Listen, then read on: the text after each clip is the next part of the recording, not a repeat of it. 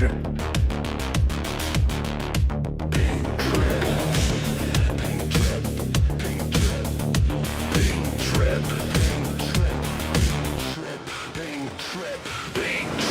Hello, everybody. Welcome to the show. Hello, hello. Got a special guest with us tonight, Bubba Lee. Bubba Lubies. He's not a lap dog. He doesn't like being on my lap at all. Last night I was, or this morning, honestly.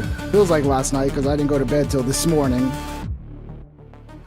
I was spraying some shit around the house to make the house smell good, and this little guy just kept wanting to go wherever I was spraying the air freshener.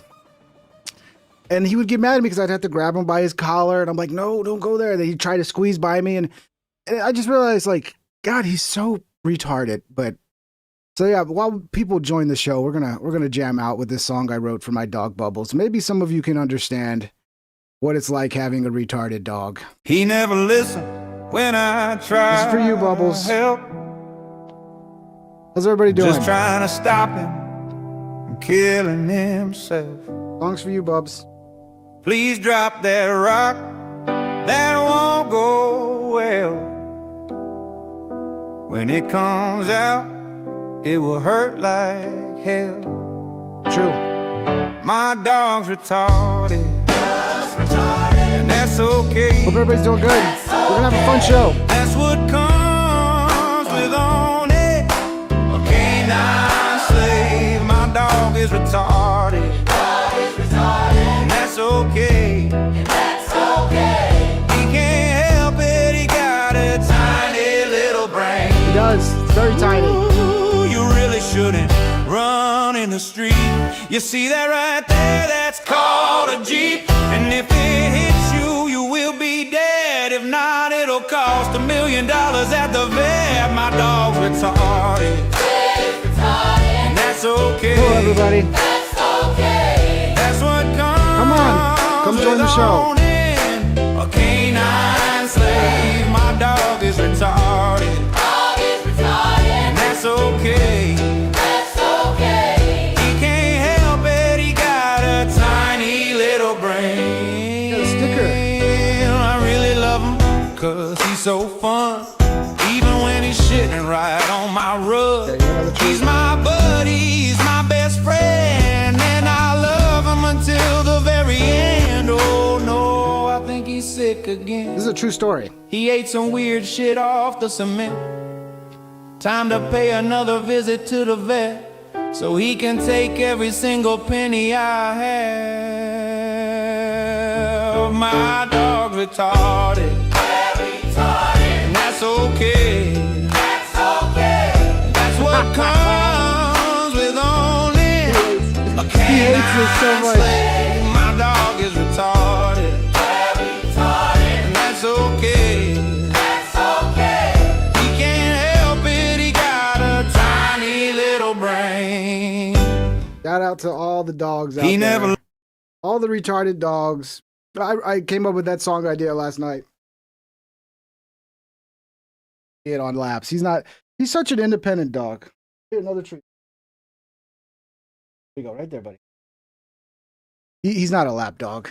But yeah, I was like, yeah, I just wish I could explain to him things. Cause he always, he had like, I adopted him when he was 3. He had like 4, apparently the place we adopted him from said he had 4 different owners and they kept bringing him back because he would bite children in the face and all this shit. He does get a little bitey if you don't know how to, if he doesn't trust you and you like get like real, he's skittish. He's skittish. And it's like, I just wish he was a little bit smarter so I could explain to him like, hey, I'm just trying to keep you safe, bro. I'm just trying to keep you from killing yourself. Like, yeah, eating that random shit off the ground is not good for you. And he's like, oh no, why are you trying to stop me from having fun? But shout out to all the dogs out there. And it is true, my dog is retarded, but I love him anyway. That's a good wholesome song. I'm glad you guys enjoyed it. I'm glad you guys enjoyed it. All right. Hello, everybody. I hope everybody's doing good out there. If you can, it'd be appreciated if you could smash the thumbs up. Shout out to all the members who are supporting the show. If you want to become a member, Links are in the description. And as always, super chats are open if you want to join the conversation and support the show that way. It's much appreciated. So yeah, what do we got for today? I'm seeing a little bit of the playback, and he's just waiting until he can get off my lap. He doesn't mind, like he likes to sit next to you, but he doesn't like to be on your lap. He really hates that. He's not, for being a little dog, he's not a lap dog. All right, so we got a lot of fun for you today. We got Viva, my boy Viva Fry. He's getting into it with Candace Owens. And it's just crazy how, like, you try to insert a little bit of common sense into what's going on, and you try to, like, arrive at some bit of truth, you know, whatever you can, and you just get attacked for it. You know, it's weird how the moment you talk about Candace Owens, her cult just shows up and just attacks and attacks and attacks. It's almost like they get upset because you're, like, threatening their little fantasy reality that they've created for themselves. And it's like, oh no, this guy actually wants to deal with truth. Oh no, he's the enemy. And then I guess, like, attempting to get them out of their mass psychosis retardation just angers them. And then now you're the enemy. now you're like the worst person in the world. But it's funny. But we'll cover that. We also got this little doc that this guy Himpleton put out, and it's fantastic. And I was kind of sketched out with Andrew Callaghan for a long time. It's originally is like when I recognized, like, the editing techniques he was using in a lot of his old videos, and I realized, like, this guy's using, like, interviews he's having with real people and editing them to make them seem crazy. Like, they're probably already a little crazy, but he's editing them to make them seem even more crazy and to be entertaining. And it's like, that's okay on the surface, as long as everybody knows, like, that's what's going on.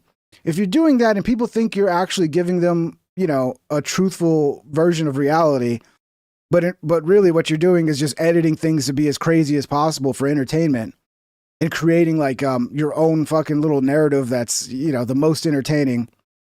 That kind of rubbed me the wrong way, because I recognized the editing shit he was doing pretty early on. And yeah, so he did this thing where he came out and he's getting sued by somebody that was in one of his documentaries. And he raised like $1.6 million in like one day off his audience or some shit like that.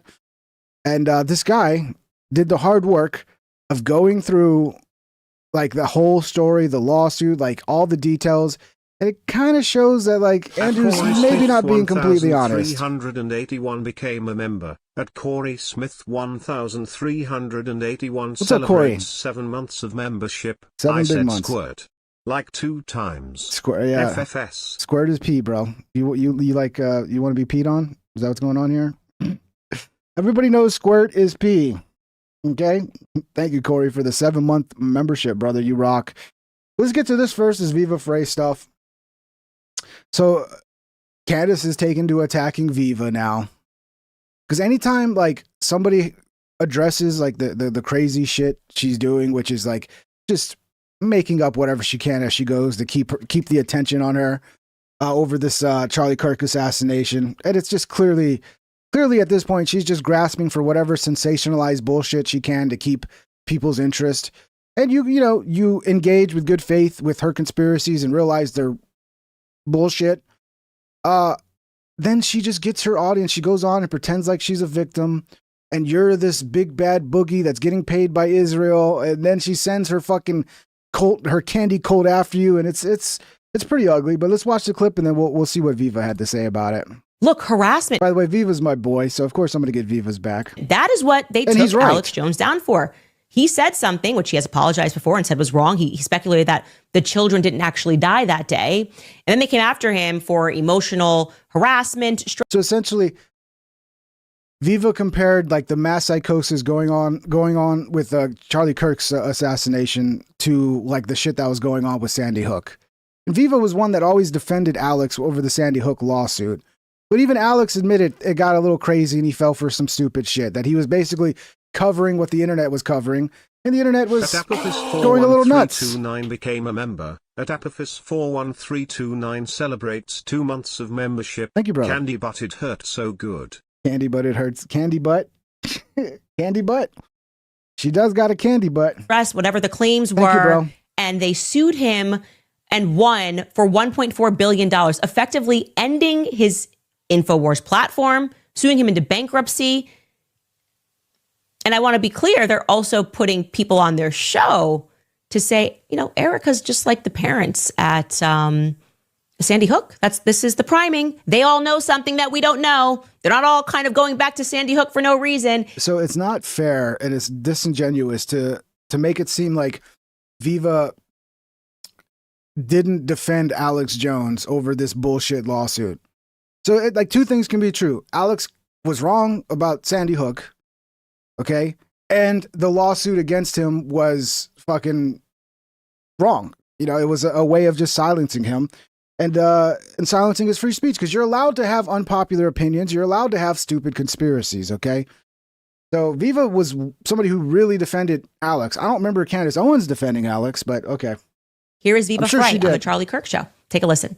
We're living in a world where people have sort of gotten back into the realm of the Alex Jones InfoWars Sandy Hook level psychotic conspiracy. Not showing the video. Sorry, guys. Thank you for the heads up there. I forgot to switch my, you can hear it, So everywhere. I'm not going to restart Where it. now people are saying, all right, I believe everything we're being told is a lie, so I'm going to not believe anything except for that which I've convinced myself of already. I don't know if Tyler Robinson pulled the trigger. I don't know if he was on the roof and he was the one who fired the gun. I know what the preliminary evidence looks like right now, and I know it's being adduced at the preliminary. Okay, because Wait a minute. Was that? What's being adduced at the preliminary? Oh, okay. I thought, did I do that? Okay, because I came up along Charlie, and if Charlie's not safe in the political space, neither am I. Certainly not with you guys speaking like this. Yeah, everybody's trying to. Yeah, if you address her stupid fucking conspiracies that are clearly a bunch of bullshit, then you're essentially trying to get her killed. That also was the point. Always the victim Of the NCRI report. That report, is that going to be used as evidence? Look, harassment. That is what they took Alex Jones down for. He said something, which he has apologized before and said was wrong. He speculated that the children didn't actually die that day. And then they came after him for emotional harassment, stress, whatever the claims were. And they sued him and won for $1.4 billion, effectively ending his InfoWars platform. But that's not what his point was. His point wasn't that lawsuit was good and he's defending the fucking political hit job on Alex Jones. No, it's that the way you're behaving is as insane as the people at the beginning of Sandy Hook who were like latching to every fucking conspiracy. And it's become a fucking, it really has become like a big business, dude. Just, coming up with all this conspiracy slop. You got Candace Owens making a fucking killing, and then you got all the people around Candace Owens just below her, just sucking up every little crumb that falls off. And that's what it's about. It's about the stupid conspiracies, dude. It's not, you can be against the dumb conspiracies that make everybody that has conspiracies like look stupid, because I believe in a lot of conspiracies. There are a lot of conspiracies, but now we're all just thrown in with these idiots. They're like, oh, you're just like these candy idiots. You don't believe anything. And it's like, some of us are actually looking for truth and not just fucking in retard land trying to just grift off of like a bunch of middle-aged women who are bored and need a soap opera. But I don't know. This is what they do. It's like completely ignore the point he's making and then make it into something else. Suing him into bankruptcy. And I want to be clear, they're also putting people on their show to say, Erica's just like the parents at Sandy Hook. No, it's worse, because Alex never accused the parents of killing their own kids, right? It is a little worse when you start accusing people of murder, right? And she'll say she hasn't, but of course she has. That's the whole point of what she's been doing. She's been insinuating that for fucking ever now. So there's a little bit of a difference between, hey, I think this is a psyop, and hey, I think you murdered somebody. At Leroy.45 long super chatted $10. What's up, Beer Leroy? mugs Candice might be batshit, but I still think I could fix her saluting face. I don't know, man. I don't know. If the fucking royal from Britain with billions of dollars can't fix her, I don't know, man. This is Good the luck. priming. They all know something that we don't know. They're not all kind of going back to Sandy Hook for no reason. Here is Viva Frey on the Charlie Kirk Show. Take a listen. We're living in a world where people have sort of gotten back into the realm of the Alex Jones InfoWars Sandy Hook level psychotic conspiracy everywhere, where now people are saying, all right, I believe everything we're being told is a lie, so I'm going to not believe anything except for that which I've convinced myself of already. I don't know if Tyler Robinson pulled the trigger. I don't know if he was on the roof and he was the one who fired the gun. I know what the preliminary evidence looks like right now, and I know it's being adduced at the preliminary hearing. But the insane conspiracy theories that are being floated, that are implicating everyone and anyone involved, that are unsubstantiated and unfalsifiable in their vagueness. I mean, I'm seeing Sandy Hook 2.0 recurring right now. I appreciate there are some issues with the prosecution. There's some issues with the investigation, and there's some issues with the evidence. I can appreciate that. But to go from there to say that it's exploding microphones, Israel did it, and not that Israel might have had a hand in this. But until you can provide the slightest shred of evidence other than I can divine an intention or a motive, you have to admit that from the evidence that you have right now, if you have a more plausible theory than the one being presented, which is Tyler Robinson was on the roof, took the shot, had the rifle, had the moment, had the opportunity, if you have a more plausible theory to present, you can go ahead and present it, but you don't get to manufacture facts out of whole cloth. And there is so much to this story that is like, what the fuck is going on? Okay, you got that weird guy that right away sprung out and was like, I did it. And like, that to me is super suspicious that there might have been people that had foreknowledge of this happening, because put yourself in the shoes of somebody there. Like, if you're not expecting it, somebody gets murked right in front of you in the most horrifying way possible. And instead of being like, what the hell's happening, and kind of being in shock, you right away instantly spring up and go, I did it, I took it, I did it. And like, I don't know. To me, it's like, there's either two things you do. You either freak out. It's like, I mean, I don't know. I guess he was just on the money. Like, he was on the ball. Like, he just sprung into action, didn't have any kind of like moment of hesitation or like, oh, what's going on? He was like, nope, I'm just going to get up there and just proclaim to the world that I did it. And he even admitted he did it to like cover for the actual shooter, right? Because I guess the guy didn't like Charlie Kirk. I don't know. That to me, like, that alone makes you go, okay, there probably is other people involved in this. Okay, and then you have the people on X who were literally saying it was going to happen on X, predicting it. All right, so there could be a conspiracy here. But no, we're too busy with this dumb bitch dominating all the narratives around this. So like, all the legitimate questions just kind of disappear because she'd rather focus on, oh, it's the wrist gun, the guy with the wrist gun. Oh, it's the sewer grate. Oh, it came from behind. Oh, it was exploding microphone. Oh, there was a camera. Oh, it was, and it's like, and that's what dominates the conversation. And to me, there's a conspiracy there too. Because if there's anybody, to me, like, if you were to just look at the story on its own and you believed everything we know about this, you'd say, okay, it looks like this is kind of a left-wing thing, right? There were definitely left-wingers. Tyler Robinson was definitely a left-winger. And then now you have these left-wing platforms propping up everybody that pushes fucking conspiracy slop. And now no one's thinking about, oh, the left-wing killed Charlie Kirk. So there's a little, that makes me a little suspicious. Like, the how she gets so much push, because you don't get 150,000, 300,000, I think she had 300,000 one time, concurrent viewers without the algorithm really going thumbs up, push it to everybody in the world and their uncle. So I don't know. There are some conspiracies there to me that, like, why is she the one that all of a sudden gets to fucking push the narrative so that we're always having to respond to her stupid fucking conspiracies than to actually look into the reality of it and go, hey, there is a lot of weird shit here. Like, what's this guy doing? You know, why was there nobody fucking protecting the rooftops? You know, it's just, I don't know. It's just, to me, that might be a conspiracy. This is for sure foreshadowing. This is like this kind of dark psychiatry. I'm well accustomed to this. They are getting ahead of something. Okay.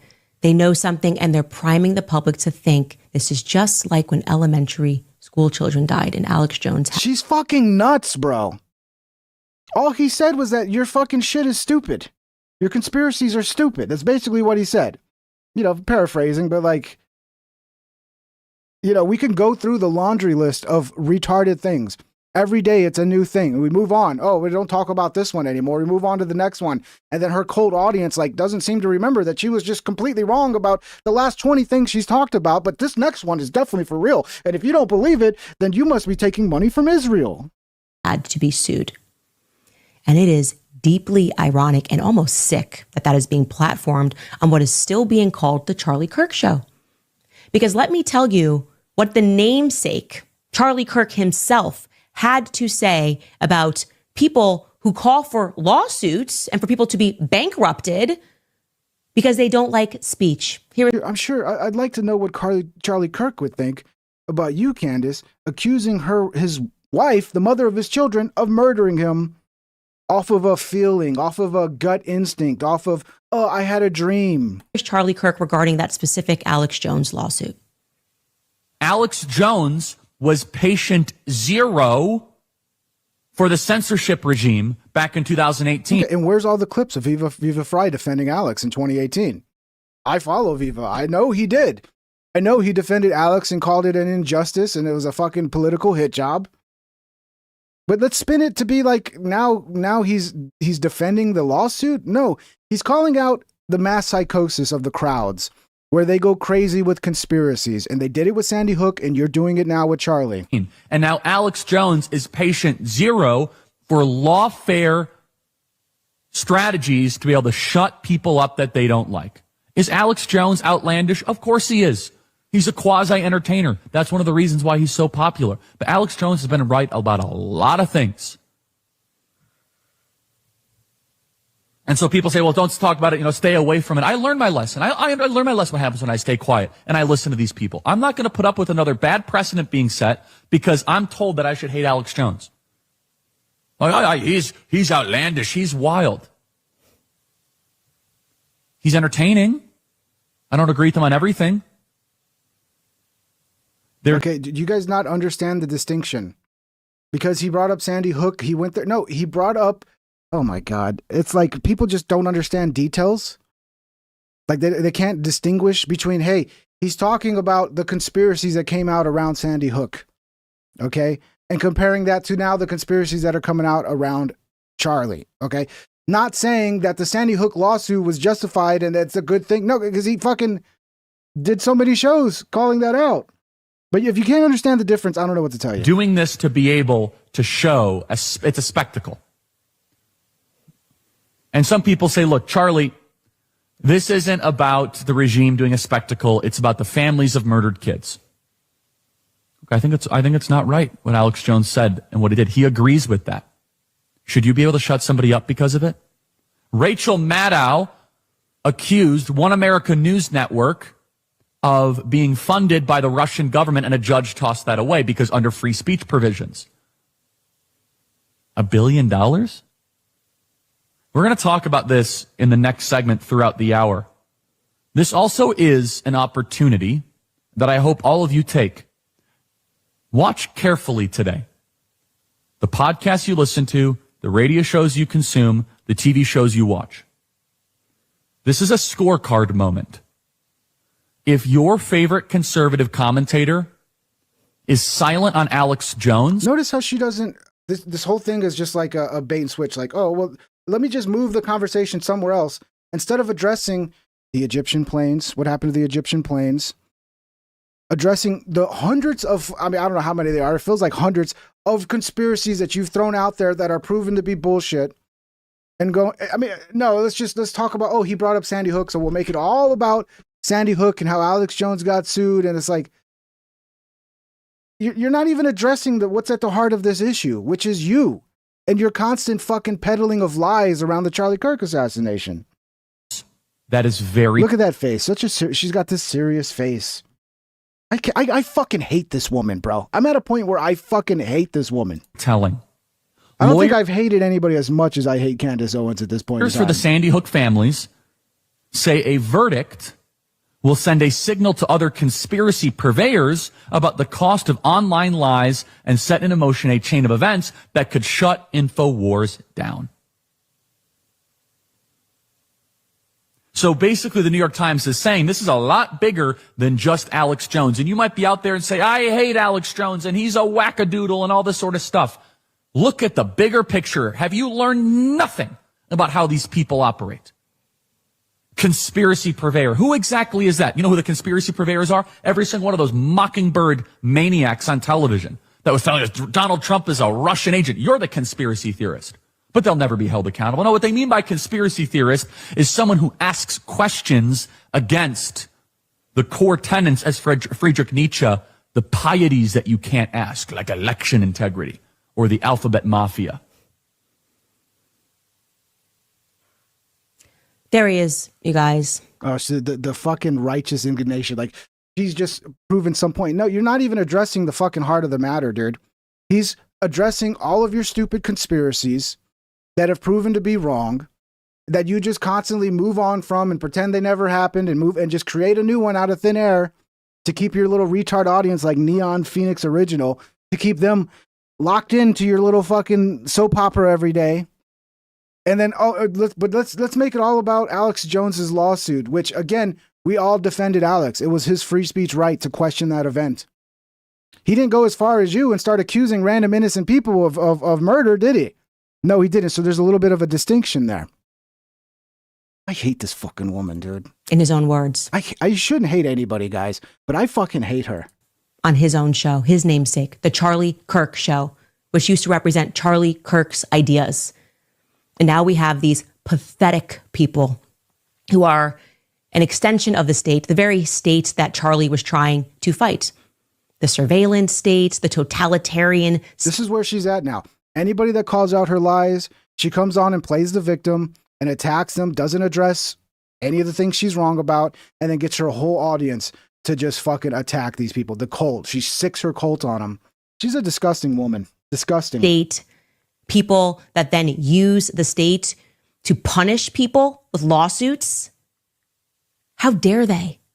How dare they do it with his name below in the banner? The Charlie Kirk Show is now using the same logic. What does that have to do with Viva? That we believe. What does that have to do with Viva? Yeah, they should change the name of the show. But then people would probably stop watching. You know, the show that they built up and got all the audience, yeah, they're probably keeping that on for a reason because that's the show everybody's watching. If they change the name, that'd probably be the end of it. That's probably the reality of it. But no, I get that argument. Charlie Kirk's dead. Why are you still doing a show with his name? But I mean, I don't know. It's just, what the fuck are we talking about here? Let's listen to Viva now. Viva responds to this shit. Long, but a must read. Please share. I'm sharing it right now, Viva. Yesterday, I noticed a tremendous amount of hate and vitriol and replies on X. Yeah, I saw it. He's just nonstop getting attacked. And it's like, there is no gain in calling out this bitch because all you get is attacked. It seems to, this mind virus it seems to like seeped into like every subscriber base. So when I talk about it, I got subscribers that attack and unsubscribe. I've gained nothing from calling this bitch out. Nothing. I've only lost from calling this bitch out. Same thing with Viva.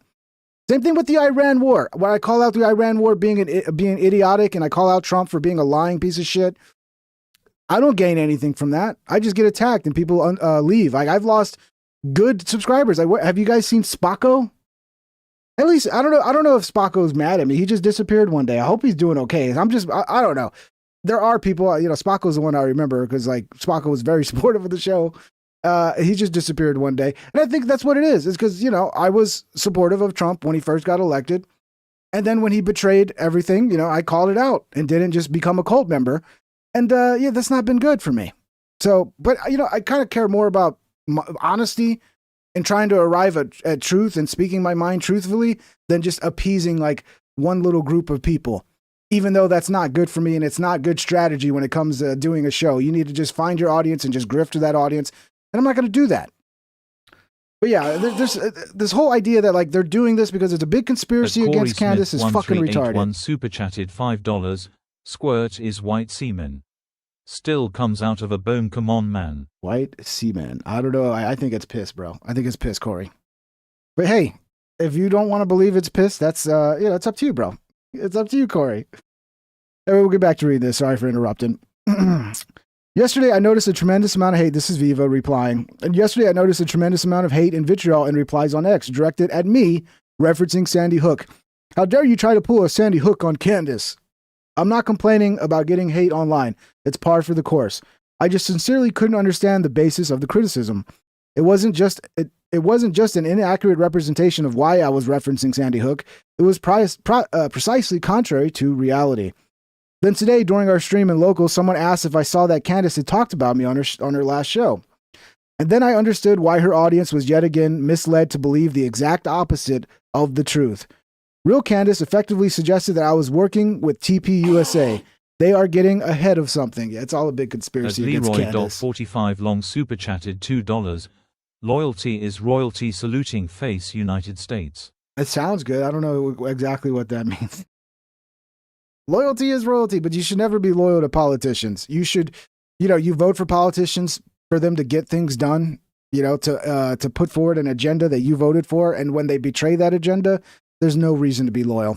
Then you're just a cult at that point. And that's how I feel about it. Thank you for the 2, brother.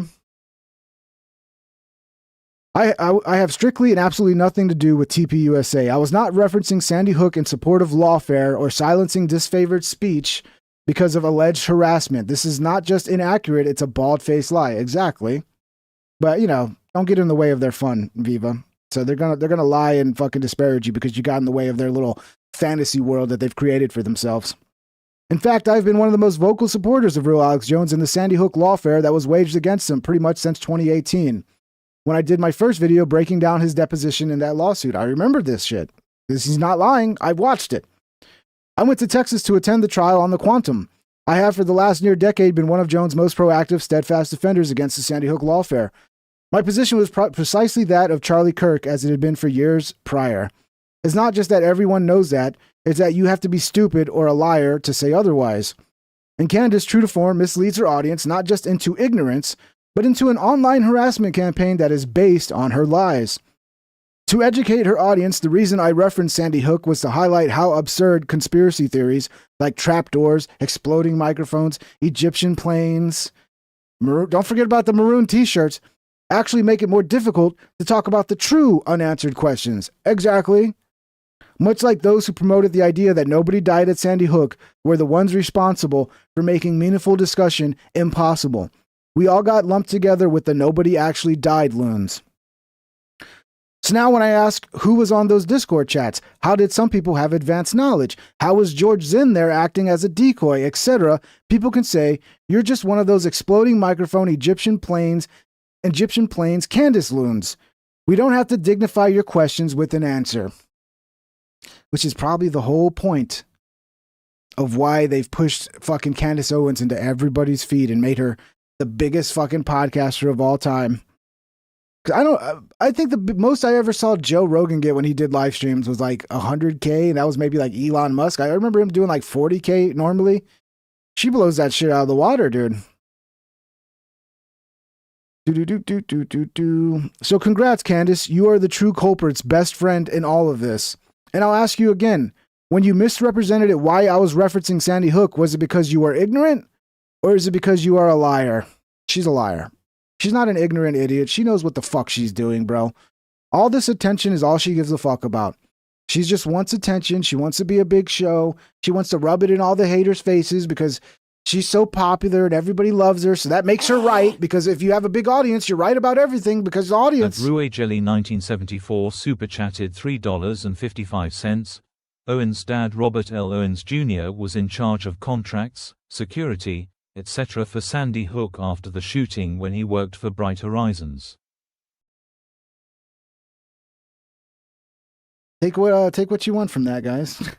That's some interesting information, Take what you want from it. I'm sure if the shoe was on the other foot, Candace Owens would have a blast with information like that. Interesting. Thank you for the super chat. That's interesting information. And I'll ask you again, when you misrepresented why I was referencing Sandy Hook, was it because you were ignorant or is it because you are a liar? Open invitation for a live discussion still stands. She won't do that. The only interview she'll do is ones where they're just going to kiss her ass. They're not going to fucking push back, because the moment she gets any kind of pushback, we've seen it before in multiple interviews, the Piers Morgan interview, What was the interview with that one chick? Like anytime she gets any pushback, she fucking crumbles, bro. She crumbles so hard. So no, she'll go on podcasts like Sean Ryan where it's just gonna be they're gonna kiss her ass the whole time and let her talk and not really question her because she'll look retarded the moment she's got to actually defend her fucking retarded ideas. I doubt you will ever accept. It's understandably more comfortable to lie to your audience than have them see your lies revealed in real time. Her audience is so far gone at this point. The one's still there. I know there were a lot of people that watched it and eventually were like, okay, this is jump the shark. This is stupid. And they bailed. Okay. Like, I get it. You're a different type of person. You saw the light. The people that are still there that haven't seen the light yet, I don't know if they're ever going to. A few receipts. There are literally too many to count. Will Candace correct and apologize? Here's Viva from September of 22. They are trying Alex Jones like as though he murdered those children. They are trying Alex Jones as though he failed to implement proper safety mechanisms at Sandy Hook. They are trying Alex Jones instead of the people who are actually responsible for what happened at Sandy Hook. I mean, I saw Viva fucking defend Alex the whole time. Because you can have the opinion of like the conspiracies got out of control with Sandy Hook, but also the lawsuit against Alex Jones was fucked up. It was a violation of his freedom of speech. And was a complete hit job where he didn't even get to defend himself because he was defaulted by the judge into being automatically guilty. So he didn't even get a fucking defense. But, you know, she can't deal with the actual substance. So she's got to like move the story to something else that's just like, she's good at that, by the way. Let's see. So here, let's see some of the responses. You're a disgusting human being. Okay, so if you don't go along with Candy's conspiracy slop, then you're a disgusting human being. Okay, I get it. Have you watched all of her shows in depth? Or did you just weigh in on the Charlie Kirk show? Did you ever note how their positions are diametrically opposed to his on the record filmed reactions? Probably not. I don't know. I don't even know what the fuck they're saying. The word count betrays you as full of shit. What a joke. So you're claiming the Alex Jones part of the Sandy Hook fiasco was unfair, but it was still a good analogy for the Candace crowd? Do you not understand the point here? Even Alex Jones has come out and said, I was wrong about Sandy Hook and, you know, we got carried away and I was just covering what the internet was covering and, you know, it's so disingenuous. They can't actually address the reality. So congrats, Candace. You're the true culprit's best friend. Let me see what we here. You know what I spend my time doing? Calling people and telling them to quit Turning Point USA. Let's make it go bankrupt. Okay? I cannot believe you're paid off too. It's like, okay, don't address the substance of what he's saying. Everybody's just paid off. Everybody's just paid off. You must have took a check from Israel because you didn't believe the lady who's proven to be lying over and over and over again and just making up whatever slop she can to get attention and keep control of the narrative, which is very suspicious to me, by the way. You know, most people, when they continuously lie and are able to be proven that they're liars, usually people stop listening to them. I do think there's probably, this reminds me a little bit of Nick Fuentes, because when Nick Fuentes came out, if you talked about Nick and it wasn't just like Nick's the greatest ever, and you're like, oh, what about this January 6th shit, and what about this weird cat boy shit, and what about like Ali Alexander and him being connected, like there's some weird shit with Nick. You would just get an army of people that showed up out of nowhere that would just attack you, and it felt at a certain point like there might be some bots involved there. And I feel like there might be some bots involved with Candace as well, but who knows, man? I mean, we do know that bots are a real fucking thing on the internet. Like over 50% of traffic. I think I've seen studies that like, I don't know, 50% of traffic is all bot traffic these days. So we know it exists. We know you can go pay people and they'll fucking send their little bot armies to push whatever message you want and attack, just to do whatever you want. They're your little fucking slave army. And yeah, I'm very suspicious of all this shit, bro. I mean, it is possible that we've just reached the idiocracy where we are living inside the idiocracy now, and like the mass majority of people are just simply retarded. But I'm still holding out hope that that's not the case. And what we're seeing online is not a legitimate representation of how truly people are in real life, and that it's being manipulated in certain directions that are retarded and don't make any sense. But if this is, I don't know, it's blackpilling for me, dude, to be honest. It's pretty blackpilling. Let's get into the Andrew fucking Callaghan. We'll watch. This. I sent this guy a message. Let's see. I think he replied. I asked him if I could play it. Then I noticed that he's got Creative Commons attribution license, reuse allowed. So I'm pretty sure he's okay with me reacting to his documentary. But we're gonna shout it out here. At Hypnaudio Stream super chatted $1.99. Buy one pork chop, get two free. I definitely would buy a pork chop if that was the case. I mean, yeah. Give me some pork chops, bro. You know I love pork chops. I didn't have any pork chops today. But yeah, this guy's Himpleton. This thing's gone under the radar. He did a fantastic job of diving into this lawsuit and bringing to light some of the reality that kind of Andrew was skirting around, which when you watch this, you're going to realize it's a lot worse than Andrew let on. There was some shit here that kind of went past reasonable shit to do in a documentary, like showing where this guy lives, showing his address. So there's a lot of shit that Andrew kind of skirted over. And then he raised $1.6 million from his audience. I mean, that must be nice just to be like, oh, guys, I need money. And then you get $1.6 million. Congratulations. But yeah, let me share the link to this. This guy's got a small channel. Himpleton is the name of his channel. I haven't subscribed yet. I already thumbs it up. And yeah, it's a good little documentary. You know, we need stuff to react to. we need content. So thank you to this guy for doing this amazing documentary that we will now watch. There's the link right there. Link's also in the description. If you want to go support this guy, go give him a follow. Because once again, people doing good work, they tend to not get pushed by the algorithm. People doing good journalism, actually revealing truth, they tend to get buried in favor of the fucking grifting, lying pieces of garbage. So go give this guy some support and give him a follow. Links in the description. Links also in the chat. Let me see if he sent me a message back. I want to make sure he's cool with me playing it, because maybe he said, no, don't play it. I don't know. Yeah, he said go for it, man. Awesome. Thank you. Okay, Himpleton, we're going to watch it. At Hypnaudio Stream go follow super him as well, please, guys. $4.99. All concurrent viewers, please hit the like button. Thank you, Hypnaudio Stream. You tell him, brother. Yeah. Thank you. Please hit the like. What do we have? 51's good. 51's good. So yeah, we're going to chill back. I'll try not to interrupt too much, but you know me, I can't help myself. And let's watch this documentary. It's called What Andrew Callaghan Isn't Telling You About the Lawsuit, by Himpleton. Created by Himpleton and FR. Hello, my name is Himpleton. On July 10th, 2026, Channel 5 News posted the video, "We're Being Sued," announcing their GoFundMe to raise money for an upcoming lawsuit. As of recording, he has raised $1.6 million.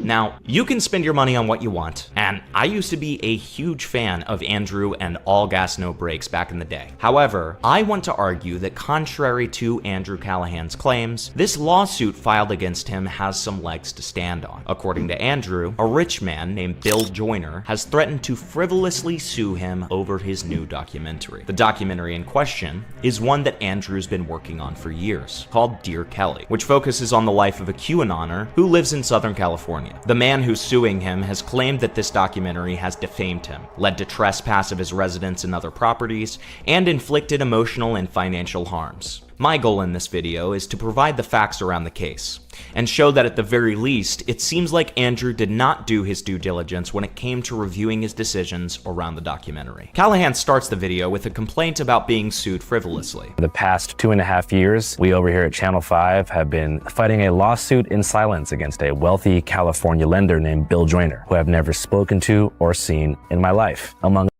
Just had to add wealthy, right? Because you know his audience is a bunch of fucking left-wing lunatics. Not all of them. So like you add like, oh, he's wealthy. Oh, bad guy. Bad guy. You know, people with money are all bad.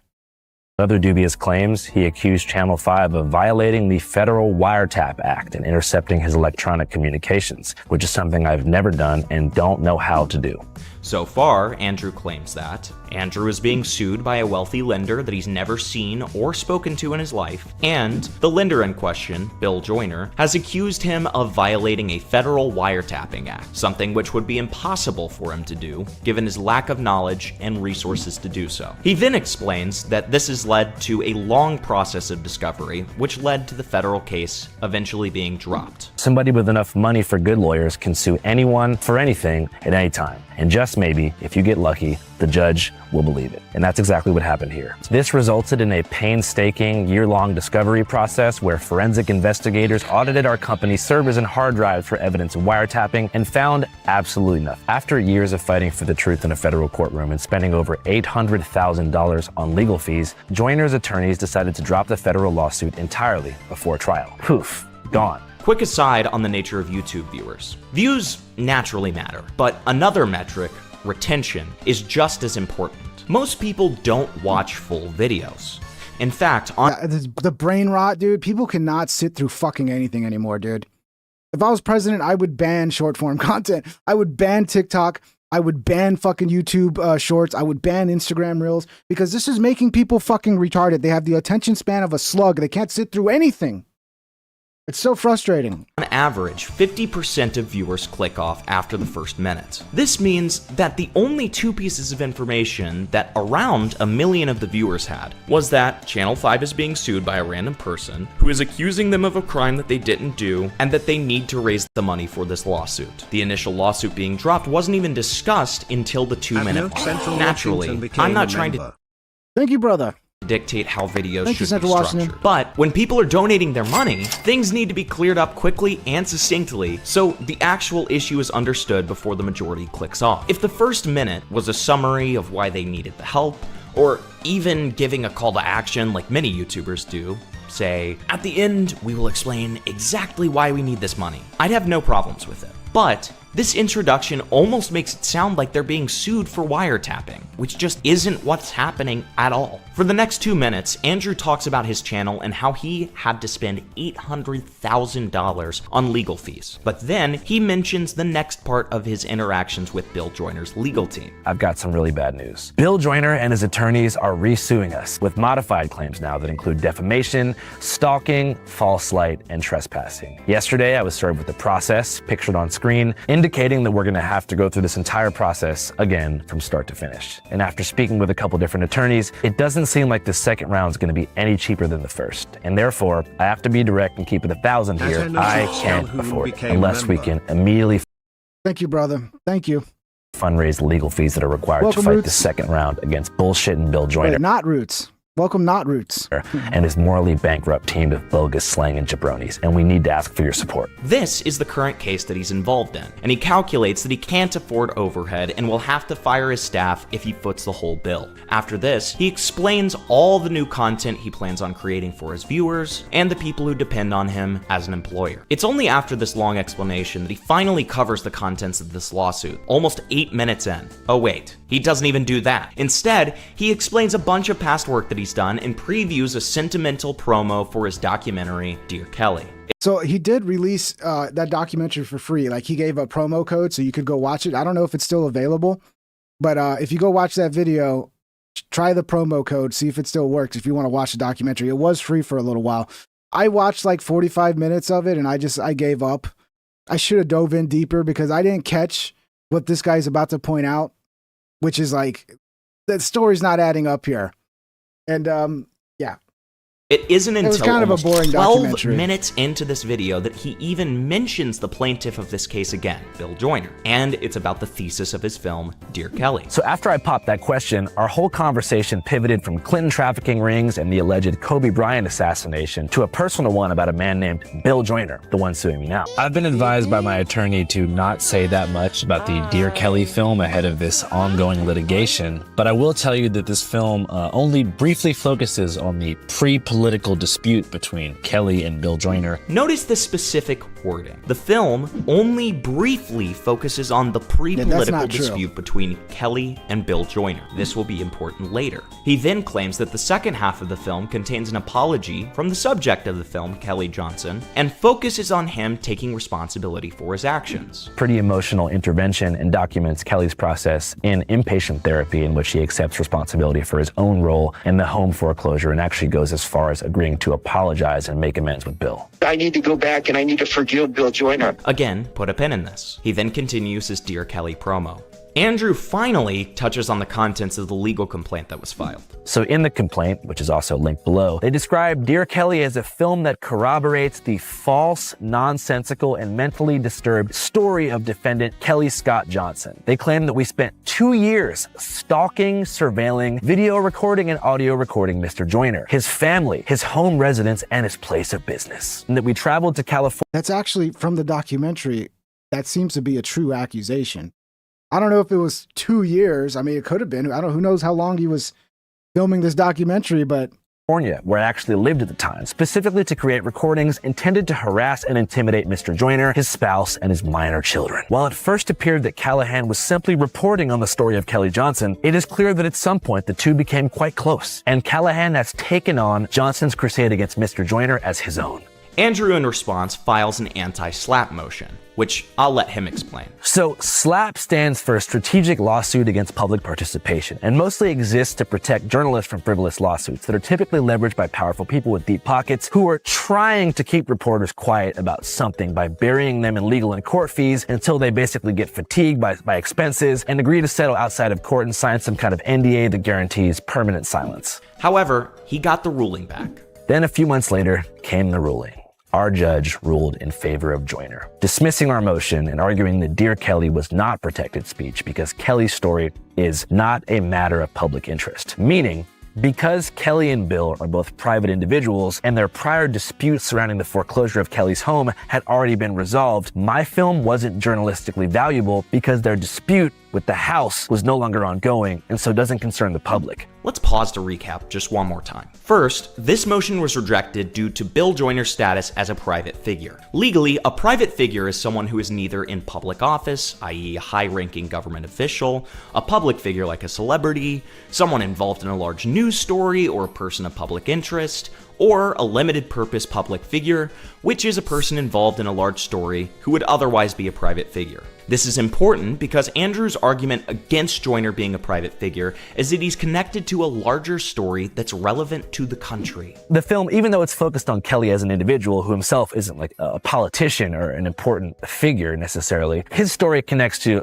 broader national events and movements that have permanently reshaped the landscape of our country. Prodigal son. Absolutely. None of it happened before. Remember Absolutely. that. Thank you, Charlie. Good seeing you again. Thank you. This is not really a convincing argument at all. But he says that the reason this anti-SLAPP motion was dropped was because the judge is really old. I don't know if the judge ever watched Dear Kelly or if she even knows how to use a computer, and I mean that respectfully. Judge Marshall was born in 1936, around 15 years before cable TV became a household fixture, and may have had, honestly, genuine difficulty navigating the technology.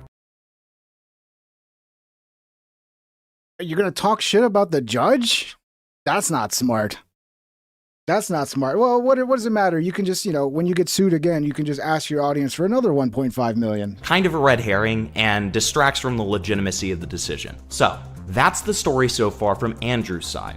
Earlier, he said that this case all started with the Dear Kelly film. Well, let me burst the bubble a little bit. Andrew said that we'll get a better idea of how ridiculous this lawsuit is if we watch the film. Watching Dear Kelly in its entirety will give you more context as to just how ridiculous this lawsuit is. It's so convenient. So he uses the lawsuit to promote this documentary that I don't think anybody's fucking watching because he put it behind a paywall.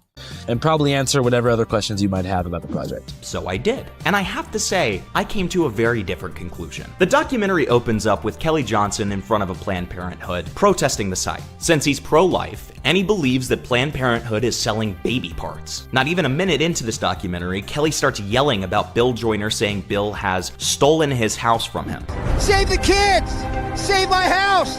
From Bill Joyner! After this, Andrew Callaghan splices in a short video clip of Kelly pointing a gun at the camera saying, I got First Amendment rights, and I got Second Amendment rights! Boom! And don't forget it!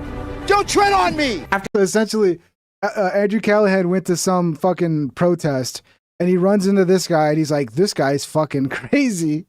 I'm going to make a whole documentary on this guy because this guy's fucking entertaining because he's so crazy. And then I remember he tries to do this justification where it's like, well, these are people that have been gone through severe financial hardship, and then they go crazy with the politics because there's a connection between financial hardship and going crazy. Yeah.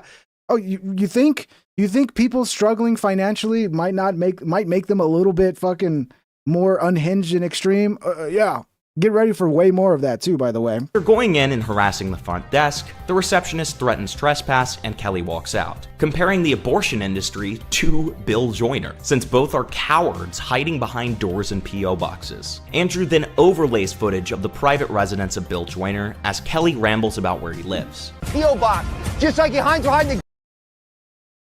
You can't do that, dude. You can't. I mean, I missed this when I watched the documentary. I was half in and out paying attention to it.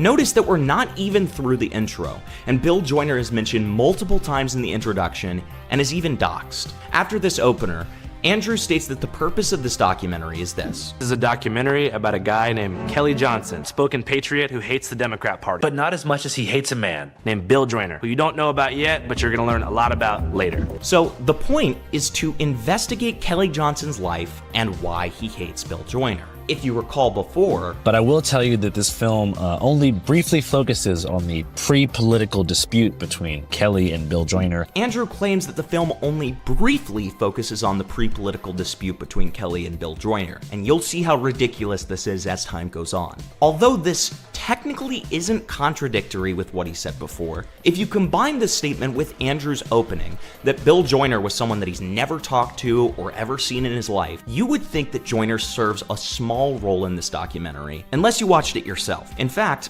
I'm not the only one who noticed this. Streamer Chud Logic reviewed the film and noticed this downplaying as well. Okay, so what is... Okay, it seems like Bill Joyner's a pretty fundamental facet of the story then, if we're mentioning him right at the start of this. The way Andrew presented it made it seem like it was a small little part of a broader narrative, but it seems pretty central to the premise, no? Andrew explains that he met Kelly in April of 2021 at a White Lives Matter rally in Huntington Beach. He seemed to be the sole Trump supporter there, defending his pro-life position. Andrew cuts to a montage of Kelly showing off his gadgets, including a hammer, a crowbar, and a Magnum revolver. That's a girl's name. And so in that regard, there is the Second Amendment, and right here, and right here, and right here. So just don't forget that. Andrew then asks Kelly for the most painful piece of truth that has hurt him. Kelly explains that he's had his home stolen by Bill Joyner, and Andrew highlights this answer as what he was looking for in a documentary. Since he— Bro, when he gets into the details of what really went down with his foreclosure, the actual fucking fraudulent, shady guy is the fucking main character of that documentary. It's not the Bill Joyner guy. The Bill Joyner guy actually comes across like pretty fucking cool, and was very like willing to work with this guy to not go into foreclosure. But this fucking guy, like, look, I get it. Second Amendment. He's a Trump supporter. Oh, I like him. He's a shady fuck when you get into the details. He believes that many QAnoners were downwardly mobile, older conservative figures who likely faced some sort of traumatic experience around the time Trump was elected into office. These three pillars are, as he explained in his Doomscroll interview. One of the things that I really appreciated about the early part of the film is that you propose, I think you call it Andrew's theory of radicalization. Yeah. What is Andrew's theory of radicalization? Well, I mean, okay, so I said this, and I thought I was like kind of a genius when I thought about it, but then, so my... Dash 67 I know, super chatted $5. Careful with that pew pew ping. You don't want to get nuked. I pucker my butthole every time a gun comes on fucking, on screen. But, yeah, I mean, what could I do, man? It's America, bro. You know how hard it is to fucking do a 3-hour show without some clip of somebody with a fucking pew pew? I think we made it through, though. I'm still here. The theory was that the three core needs are security, significance, and connection. Right. Turns out there's actually a guy named Maslow who said something very similar. It's called the hierarchy of needs. Right. I think it's like the first course you take in college. So and everyone's like, for this people, guy's biting for people who haven't Maslow. heard of that, what... Andrew treats this like he's reinventing the wheel in the documentary, when in reality he's just butchering the concept of Maslow's hierarchy of needs. At this event, Kelly continues to yell about Bill Joyner, doxing him one more time for good measure, with no lead up. He falsified a trustee's deed to himself with 7 false representations on it and stole my home. His name's Bill Joyner. He lives in... and he's demonic also. Again, this is not censored for the documentary. After the event, Andrew interviews Kelly about the story behind Bill Joyner. Kelly was originally a bankruptcy lawyer who had his own law practice. As times got tougher and he lost the practice, he got deep into debt. He explains that in late 2016, he received an email from Bill Joyner telling him that he could apply for a loan after a 5-minute phone call between the values of $35,000. Guys, Bosky's cool. Don't attack Bosky. His comment wasn't that serious, bro. You're not gonna, every time you do a reaction video of a reaction video, somebody's always gonna say, oh, I'm watching somebody react to a video, reacting to a video, reacting to a video. That's just the way it goes. But that's the internet now, boys. Some people have a lot of success doing this. Have you seen Tectone? There's a lot of people that all they do, every video is just them reacting to somebody else's content. I went in on that. $3 million. Kelly initially asked him for $100,000. He also mentions that Just be nice, guys, all right? Don't attack. We're a community here. Love each other. He was 4 months late for a payment, and because of that, he was sent a default notice, and he was eventually evicted as Bill Joyner had foreclosed on his house. To Andrew's credit, he states up front that this action was not theft from Bill Joyner. What Kelly continuously refers to as a theft was actually just a foreclosure. The thing is, too, with Kelly having been a bankruptcy lawyer, there's very little reason why he shouldn't have seen this deal that Bill Joyner initially offered him as too good to be true.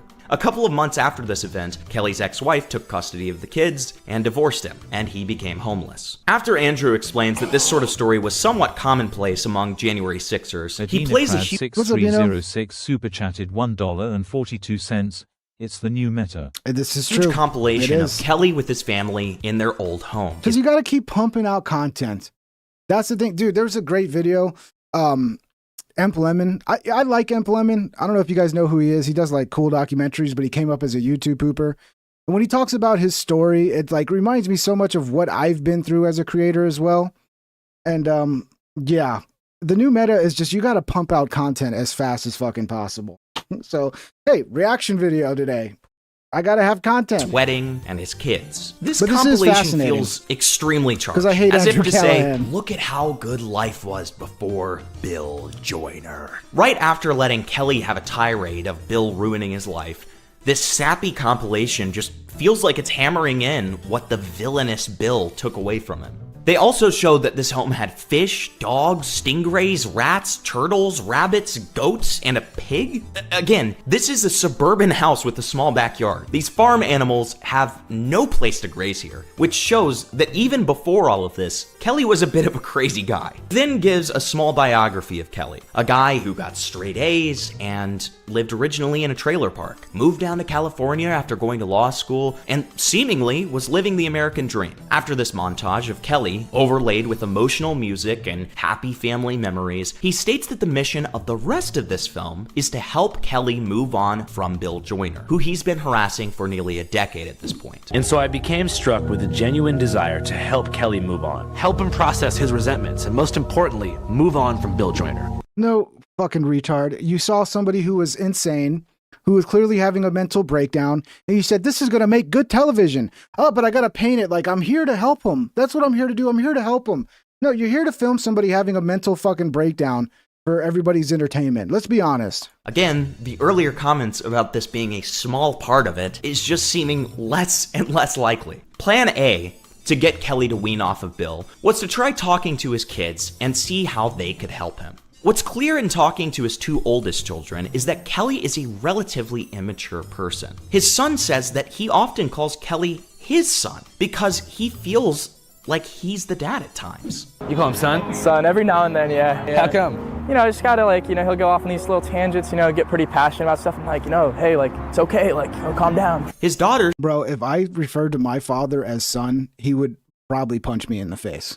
Says he's basically high all the time. My dad is high 24/7, and he does stuff. Like, his normal is being high. They mentioned that Bill Joyner basically became Kelly's obsession, to the point that he stopped working. He also cuts to a montage of Kelly going around a commercial area by Bill Joyner's house, with Bill hiding behind P.O. boxes, passing charged flyers with Bill's location to strangers. Can access him because he's hiding. There's a guy that lives over here that rips people off financially. I didn't know if you knew about him. If not, you should know about him to stay away from him. His name's Bill Joyner. After a party segment, Andrew finds out that Kelly Johnson had never even met Bill Joyner. Andrew's genius plan was then to get the guy who was obsessed with Bill Joyner, not all there, and was waving his firearms all around to have a man-to-man with Bill Joyner. I figured that if I could sit Kelly down with Bill, maybe they could just have a man-to-man, straightforward dialogue, and that would take the edge off a bit. Does that seem like a good solution? Either way, this becomes the next segment of the documentary. Finding Bill It was just a tiny little segment. It was nothing. Like, the whole fucking documentary becomes about this. Joyner. First, Andrew attempts to send him an email. At some point in this sending, he writes this joke email threatening Bill, but never sends it. Hello, Bill. We've been watching you while you sleep. Sincerely, Kelly's Army. So he basically joins in this fucking crazy person's crazy stalking behavior. And it turns out, like, some of the shit this guy was doing was, like, pretty fucking creepy. And would be terrifying if somebody was doing it to you. Avinacrad6306 super chatted $1.42. Yeah, this is pretty bad. I agree, Crad. But, you can always just create a new narrative that, oh, you're trying to help this guy. Oh, no, I'm not just taking advantage of some crazy person for entertainment. No, I'm here to help. And then everybody just buys it. Documentaries are some of the most sleaziest fucking things out there because they always present themselves as like they're discovering some deeper truth. And it's, it's all just narrative crafting. It's all narrative crafting, like reality TV shows. All right, so New Times, New Roman. Andrew also sends food to his office. Obviously, Joyner doesn't respond to any of these emails, but Andrew doesn't give up. His next plan is to confront him face to face in his office. He somehow gets to Bill's office and doesn't find him. He even tries squatting down to see if he can see him through the door.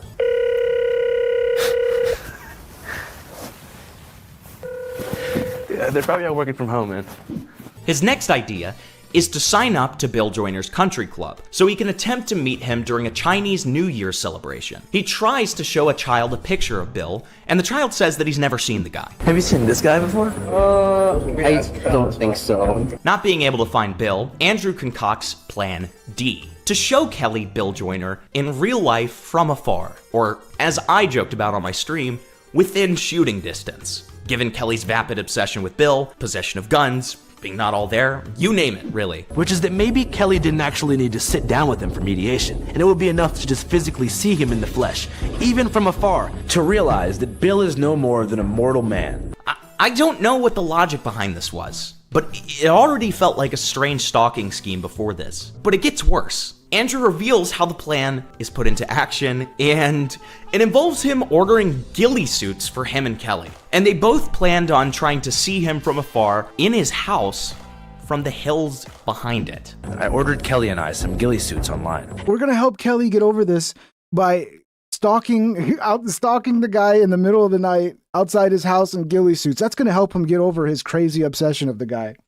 Oh my God. I mean, like, it's laughable, like the narratives he tries to paint to make it seem like he's doing some good deed when he's just essentially joining in on the stalking of this fucking guy.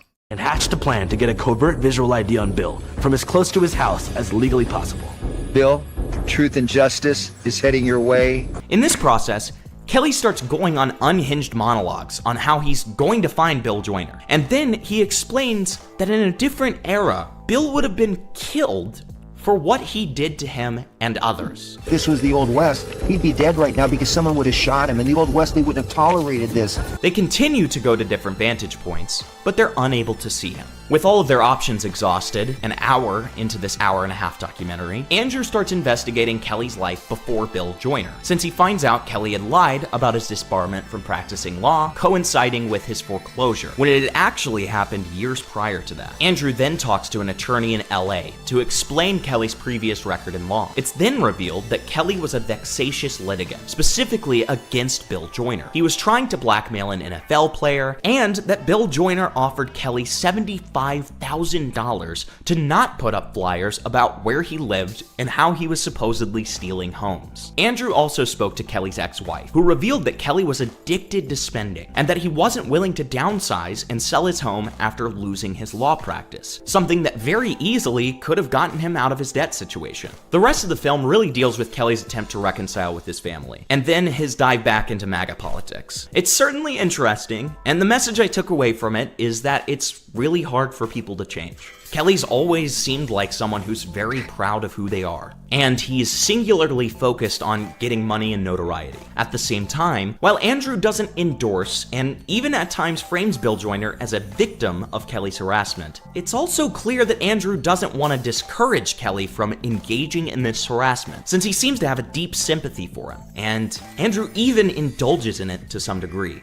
as you saw with the ghillie suits. Andrew himself is known to be a progressive leftist, and throughout the film, he frames Bill Joyner as a part of the predatory lending class. The best way I could put the framing of this documentary is to recall another progressive leftist, Michael Brooks, who had the famous saying, "Be ruthless of systems and kind to individuals." Man, I haven't thought about Michael Brooks in a long time, bro. Rest in peace. Like, I mean, I know his politics, whatever, I don't care. The guy shouted me out on his show before he died. He played up one of my edits where Alex Jones turns on Trump. Remember where Alex got like real drunk and he was like, "I never sucked a golf ball through a garden hose, but if I did, I'd be proud of it," or some shit. "I slept with 300 women." And they played it and laughed their ass off and then shouted me out. So, you know, I always liked Michael Brooks because of that. Rest in peace. He died young, man. Sucks, dude. Life is fragile. Andrew, in a lot of ways, seems to almost assume that the problem is the system, which gives rise to people like Kelly and Bill. But in doing At MFN Damien super chatted $10. Remember Tough Crowd with Colin Quinn? He had a rant about documentaries at the end of one episode and said, "I'll show you the truth as soon as I edit it." I think about that every time I watch a doc. Yeah, bro. And the thing is, like, you never know what's on the cutting room floor. So you can only speculate as to what the reality is, you know, because you know they're narrative crafting, you know they are. But if you can't see what's on the cutting room floor, I mean, how do you know what's what? You know, that was one thing with my edits of like podcasts. Like, you could go watch the original podcast and see what's on the cutting room floor. But when people, that's the shady part. It's like when you present it as like, you're some journalist trying to get to the truth and you're just editing things to make it as sensational and as entertaining as possible and throwing truth out the window. That's shady, bro. It's shady. That's why I didn't like Andrew from the very beginning when I saw the sort of editing techniques he was using. So he has what seems to be a clear bias coming into the film, one that never really gets fully shaken off, that Bill is a part of this evil class. Because of that, the film ends with 3 frames claiming that Bill... John's going to Iran. Dude, I guess we're going to win the Iran war now. If we're sending John to the Iran war, you know it's getting serious because John... I don't know if you guys know this, but John is a high-level elite special forces guy, and Iran is in trouble. But John, I don't think you need to go, bro. Just stay home. You don't need to go. Was threatening to sue Andrew if they released this film, but he was willing to release it anyways. This is Andrew's side, but Bill Joyner in his legal complaint paints a very different story about Kelly. Before we get into Joyner's complaints, we need to explain how they're structured. There's essentially 2 parts to this complaint. First, there's a fact sheet explaining Johnson's lengthy history with Bill Joyner, which gives context to the complaints. Second, there's a section that elaborates on the complaints themselves. Let's focus on the history first. In 2007, Kelly Johnson approaches Bill Joyner looking for a second loan on his house. In the documentary, Andrew frames this as Bill offering Kelly a loan of up to $3 million after a 5-minute phone call in 2016. Andrew never corrects this. If the first fact around the Kelly-Bill story is completely false, we're off to a horrible start when it comes to a defamation case. Bill's legal team states that Johnson came to Mr. Joyner searching for a second loan on his residence because he couldn't get traditional financing. The house was appraised at $1.75 million at the time. Joyner, through his family trust, lent him $150,000 with a monthly payment of $1,500, based on a loan application where Kelly claimed he made no less than $25,000 a month. However, it turned out Kelly lied about his income and wasn't making anywhere close to that amount monthly. Bro, who's surprised here? I'm not surprised. So essentially, the guy defrauded this guy to get a fucking loan, didn't pay it back, but the Joyner guy's the bad guy. because he actually wanted his money back.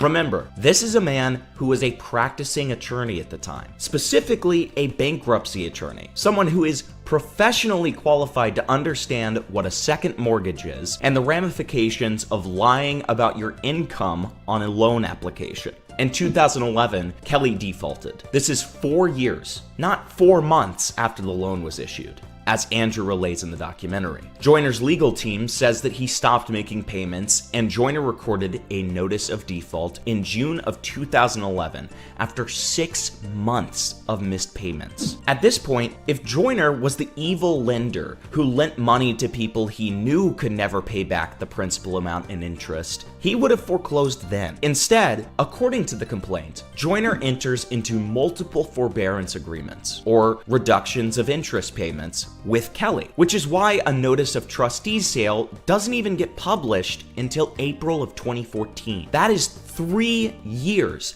of a lender not foreclosing on a defaulted loan. More than enough time for Kelly to fork up some cash for Joyner. So already, according to past legal records, which are continuously cited in this complaint, Joyner wasn't this shady loan shark-esque figure he's depicted as in the documentary. Rather, Kelly went to Joyner looking for money. Kelly then lied about his income so he could qualify for the loan, and Bill Joyner waited nearly 4 years with no payment, trying to work out some kind of deal so that Kelly could more easily pay back the money that he owed. This is crazy, dude. So this Kelly guy, being a bankruptcy attorney, he probably thought he was like smarter than everybody else and he could pull over the wool over everybody's eyes and just fucking keep scamming people and taking more loans and just... And this Joyner guy seems like he gave him like every opportunity to pay it back. And yeah, the documentary is all about how Joyner fucking stole his... So the whole documentary is kind of slanderous to Joyner. So it really paints this lawsuit in a different light. It's really not the way Andrew made it seem. Like, oh, they're accusing me of tapping his phone lines. Like, there's so much there that Andrew just kind of skipped over. And then he raised $1.6 million. Insane, bro. Kelly's then wife files 2 back-to-back I can't even raise $50. bankruptcy cases, tying This dude's to raising the $1.6 million. I mean, being a lying, grifting piece of shit is really where it's at. You know, that's where the money's at. Of the scheduled foreclosure dates. And I want to read you what the federal bankruptcy court said about that, because this is not Bill Joyner's characterization. This is a judge saying this. The bankruptcy court found the successive filings were part of a scheme to hinder, delay, or defraud creditors. Fast forward to March of 2015. Kelly's family and Bill Joyner signed a settlement and release agreement. In it, per the complaint, Kelly Johnson agreed in writing that the foreclosure was not improper in any respect. The Johnsons admitted their defaults and acknowledged what they owed. The deal was simple: reinstate the loan by June 8, 2015, or the foreclosure proceeds. Kelly didn't reinstate. He accepted the foreclosure. Or did he? On June 9th, 2015, Joyner forecloses, exactly as the settlement that Kelly signed allowed him to do. And what does Kelly do on the day before the sale? He files a lawsuit, a wrongful foreclosure action. And when the Johnsons refuse to leave the house they no longer own, Joyner has to file an unlawful detainer action, which he wins on summary judgment in September of 2015. What follows from 2015 to 2017 is honestly hard to read out loud without it sounding like a joke. Kelly appeals the eviction judgment. He gets a stay on the condition that he pays fair rental value while he stays in the house. He doesn't pay. So essentially, he could have actually stayed in the house if he would have just started paying rent? And he couldn't even bother to pay rent? Stay gets lifted. He appeals the lifting of the stay. Then he files bankruptcy a third time on the eve of the October 2016 lockout, which the complaint says was done to block their eviction and remain in the home rent-free. He gets one more stay in January of 2017, where the court explicitly says no further stays will be granted. He appeals that too.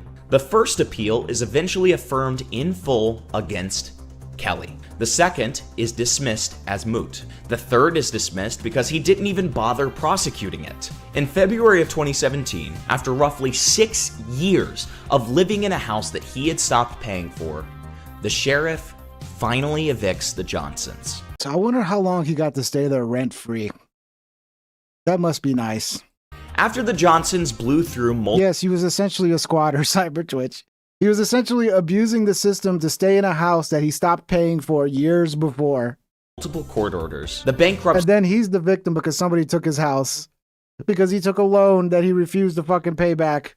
And he thought he was going to like fucking lawyer his way out of it with some scammy lawsuits. Court struck their answer entirely and entered default against them, writing that the non-compliance occurred because of neglect, obstinacy, and anger at Joyner, and describing the flouting and disregard of 4 separate and very explicit oral and written warnings given by the court. The court then entered a non-dischargeable judgment against the Johnsons for $364,424.11. The complaint states that despite having every legal right to collect that $364,000 judgment, Mr. Joyner has never taken any steps to enforce that judgment. I don't know, the Joyner guy seems like he's, it seems like he was kind of willing to like work with this guy as much as he could. And then you get that large of a judgment and you don't even try to like recoup it. You're just like, forget about it. I'm tired of dealing with this fuckhead. And then that same fuckhead makes his whole life about stalking you and ruining your credibility to the point where that dude Joyner's probably fearing that this dude's going to step outside. He's going to step out of his house one day and this fucking crazy person's just going to blow his head off. And then in comes Andrew Callaghan to make a fucking documentary about it and ruin your entire image. Like, I understand why this Joyner guy's suing him.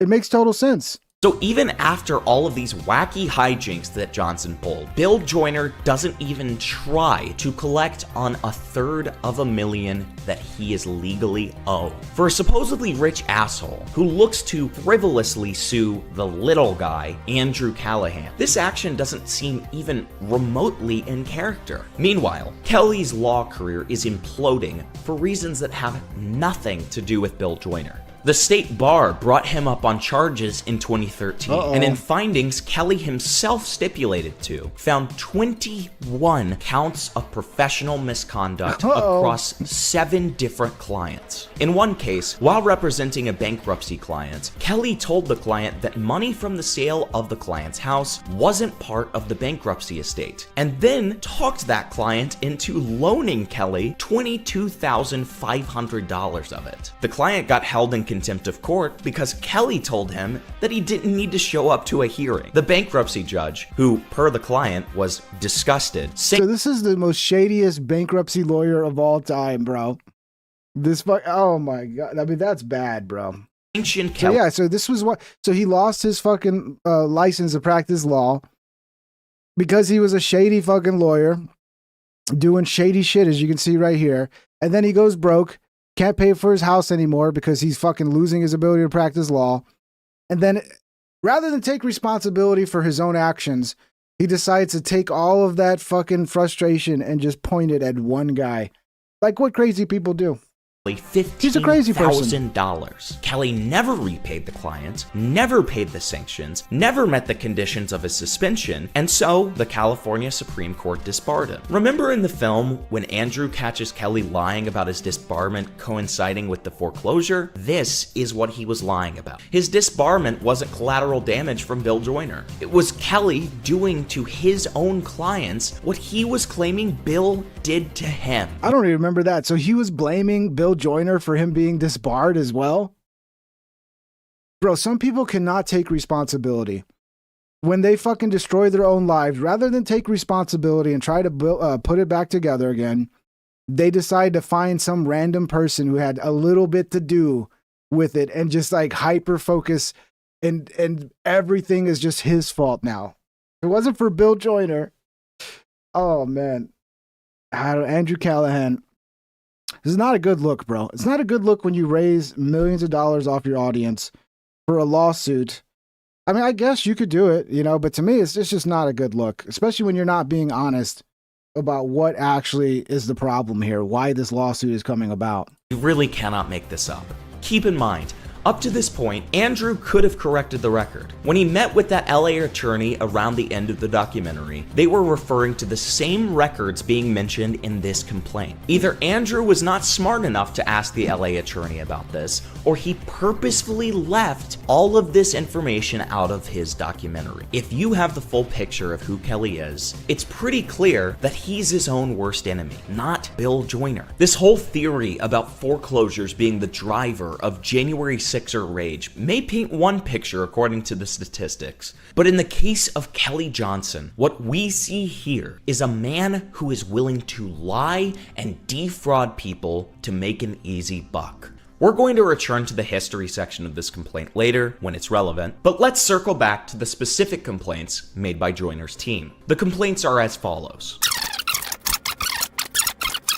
While there are 9 complaints, you can really split these complaints into 2 different buckets. Bucket 1 is conduct, physical stuff that Andrew's crew allegedly did. Bucket 2 is speech, what the film says about Bill Joyner. Let's start with the conduct claims. California Civil Code Section 17088 is the anti-paparazzi statute, invasion of privacy to capture a physical impression. The complaint alleges that defendants entered the property directly behind Joyner's house, concealed in ghillie suits, and, quoting here, positioned themselves to obtain a direct line of sight into Mr. Joyner's dwelling and record the occupants inside. Bro, that's so fucking shady. How did you think that was a good idea, Andrew? In what world did you think that that was a good idea, dude? What the fuck? That's so retarded. Andrew claims that there's no way this could have happened because... John, we wish you the best, buddy. Go to Iran. And, I know if you're going to Iran, John, we're going to win. This war is going to be over real quick, okay? And we can't wait for you to come back, John. Go be safe, buddy. He didn't never find Bill. Now, anybody who's watched Dear Kelly knows how off burp trip. Yeah, it just happens sometimes. You're talking, it's like, oh shit. Base and ridiculous that Excuse me, guys. assessment is. Not only did we never trespass or capture a single recording of Bill. However, anyone with at least 3 brain cells can easily see the problem here. Andrew did have footage of Kelly's home, and it's clear that the whole point of this segment trying to find Bill Joyner was to see if they could find someone inside of his house from yards away in the hills. So it could help this guy get over his hatred for Bill Joyner. So let's go and stalk Bill Joyner outside his house. We'll go to the hills outside this guy's house in ghillie suits and spy on him to see if we can see him walking around his house or something. And that's going to help you get over your weird fascination with the guy, because that's such bullshit, bro.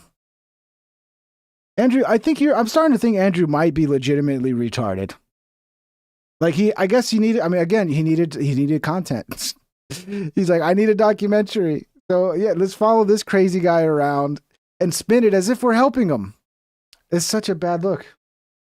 Such a bad lawyer, and a letter quoted in the complaint made a similar defense describing this as pantomimed surveillance. That's a fascinating word choice because the statute Joyner is suing under explicitly says that it is not a defense that any particular image was or was not ultimately captured or sold. There are also a couple of trespass claims.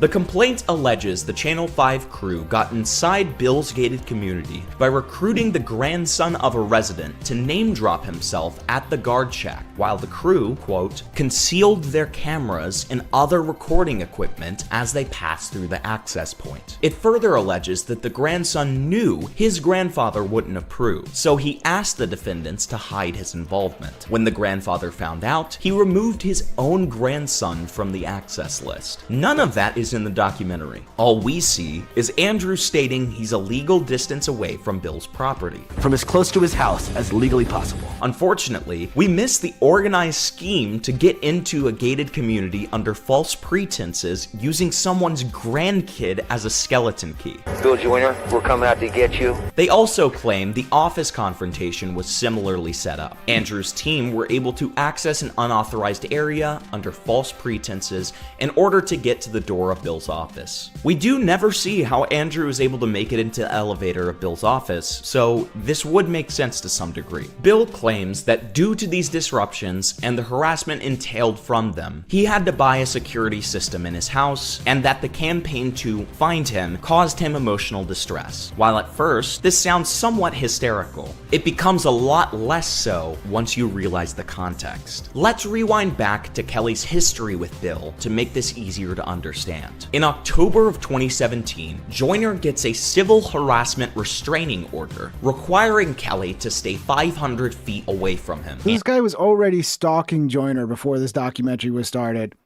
and doing weird shit to where Joyner was like in fear of his life. And then here comes Andrew Callaghan to join in for the laughs. And his family. Kelly appeals it, and the Court of Appeals affirms it in full against Kelly. The following was summarized by judges in this long-settled case, not Bill's legal team. The court described flyers accusing Joyner of being a financial predator, described Kelly twice sneaking into Joyner's private community to post them, and described security footage of Kelly, quote, walking up to and around Joyner's house, attempting to look over the gates and into the house in the middle of the night. Even after the temporary restraining order was issued, Kelly came back and videotaped Joyner's back fence, pausing at the access points. The court concluded the totality of his conduct would cause a reasonable person non-trivial distress and mental anguish that should not have to be endured. During this time period, Kelly sent many different emails to Bill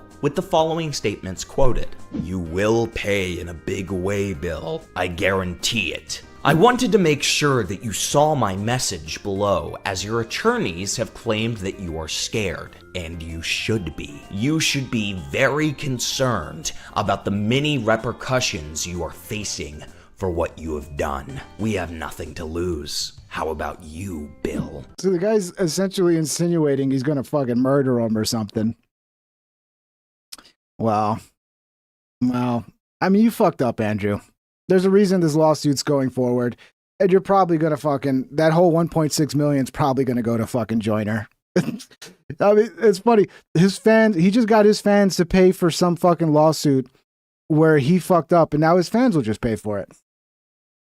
I am surprised that Bill Joyner continues to jeopardize his livelihood and personal freedom by continuing to try to steal our family home through verifiable fraudulent recorded documents. He will have his day, and so will your firm. And many, many more. As you heard at the beginning of this video, Kelly keeps suing. A 2016 unfair competition case against Joyner, Joyner's wife, and Joyner's attorneys. Judgment against Kelly in 2017. A 2019 lawsuit that adds the completely uninvolved couple who bought the house as defendants. Oh, no. Joyner, and again, this detail is doing a lot of quiet work, agreed to pay the couple's legal bills himself. I mean, this guy's coverage is making Joyner seem like actually a good guy.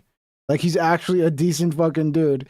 And the other guy is just a fucking lunatic. That case gets dismissed, and the court formally declares Kelly Johnson a vexatious litigant, meaning he's barred from filing lawsuits in California without a judge's advance permission. Kelly responds by filing 3 more appeals without permission, all summarily dismissed, and then in 2022 files yet another lawsuit using his own daughter Kaylee as the plaintiff. The court found the daughter's name was a ruse to dodge the vexatious litigant order and completely tossed it. So when you should, I mean, that documentary looked like he started it because again, I did watch it because he put it out there free for a bit.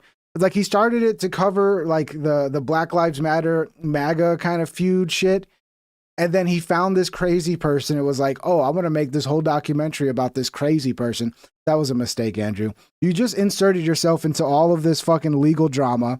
You inserted yourself into a fucking situation where somebody was losing their fucking minds and starting to get kind of dangerous, because it does seem like, look, I'm just speculating, but it seems like this guy probably fantasized and wanted to actually do something at some point from the messages that he showed here. Bill Joyner claims that the stunts that Andrew pulled caused him extreme mental distress. This makes perfect sense. It eerily mirrors Kelly's conduct in 2017, where the court already ruled in Joyner's favor. Andrew emboldening this behavior would naturally make Bill uncomfortable. I don't know what Andrew was thinking. Either he made the Finding Bill Joyner segment of his documentary through sheer and total negligence, or he has some sort of death wish and decided to get sued in court willingly. Now, bucket 2, defamation and false light. These complaints contain 3 sub-complaints that go as follows. That Mr. Joyner obtained title to the Johnson property through fraudulent means, including by falsifying a trustee's deed and causing fraudulent recorded documents to be filed. That Mr. Joyner stole the Johnson family home. That Mr. Joyner's conduct in connection with the Johnson property constituted criminal violations of the law. In the documentary, it's pretty clear that Andrew does not believe Kelly's theory that Bill Joyner obtained the Johnson's property through fraudulent means. However, this complaint is not necessarily talking about what happened in the documentary. The complaint states that in November 2022, in Portland, Oregon, Andrew Callaghan went on a live show promising the crowd that after we get that home back from Bill Joyner,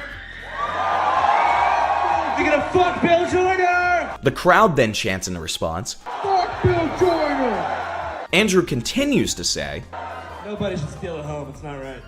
An audience member then asks a clarifying question, and in response, Callaghan states, Who the fuck is he? Did he actually we know some things about Bill Joyner, for sure. Can you tell us anything? He didn't actually steal a home, if that's what you're asking.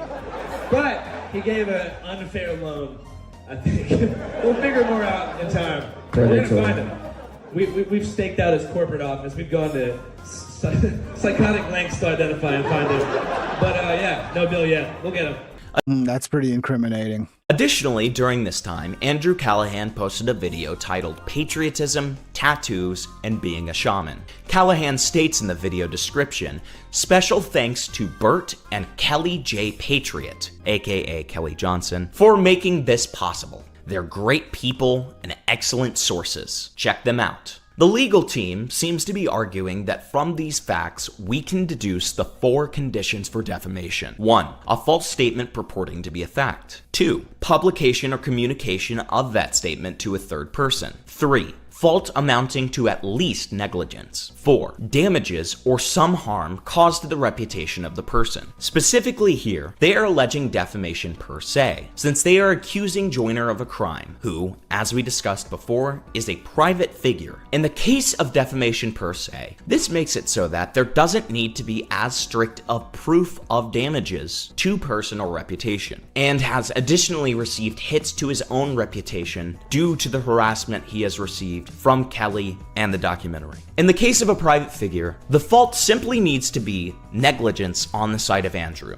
and not proof of intention, although it does seem like he basically intentionally accused him of a crime in Portland, which had led to this fiasco. In either case, the status of Bill Joyner makes it so that he's in a very good position to win this defamation case if my understanding of the law is solid, and he has good evidence to back up these claims. Not only this, the case has not gone into discovery, and there are plenty of defamatory statements Kelly has made in the documentary that were never corrected by Andrew, such as Kelly yelling that Bill is a domestic terrorist, He's a financial predator and a domestic terrorist, or that he's defrauded others than himself. Maybe these claims will come out after discovery. Only time will tell. Yesterday, July 20th, Andrew Callaghan released an update to the lawsuit. Unfortunately, Bill Joyner felt antagonized by the initial lawsuit announcement, and I can certainly understand why. Fuck Bill Joyner. That's not gonna happen. What's up, guys? Andrew could have presented this calmly and objectively, but I suppose that wouldn't have raised him nearly as much as his emotionally charged video featuring Crip Mac calling Joyner a bastard motherfucker. Either way, given Bill's original complaint and his history with Kelly, I doubt the judge will look very kindly at Andrew's initial video. Additionally, Bill Joyner reports getting numerous death threats of physical harm against them and their children, including some colorful ones like, "Are you going after Channel 5? I hope you and your family have 24/7 armed security." I'm glad you guys raised 1.5 million for Bill Joyner.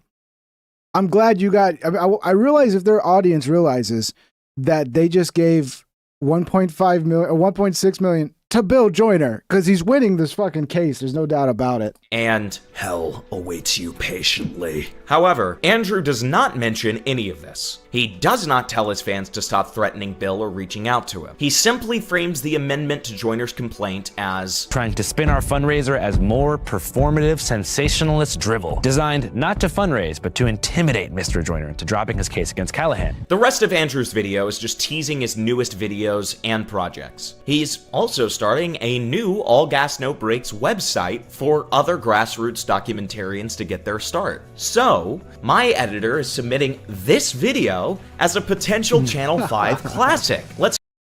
That's a pretty, I mean, dude, shout out. That's pretty smart. I wonder if Andrew's going to put this on his site. Hope that he doesn't pull a Bill Joyner and shut down the little guy, aka the fine folks over at Himpleton Inc. Hi, I'm Himpleton. Did you know that you have rights? The Constitution says you do, and so do I.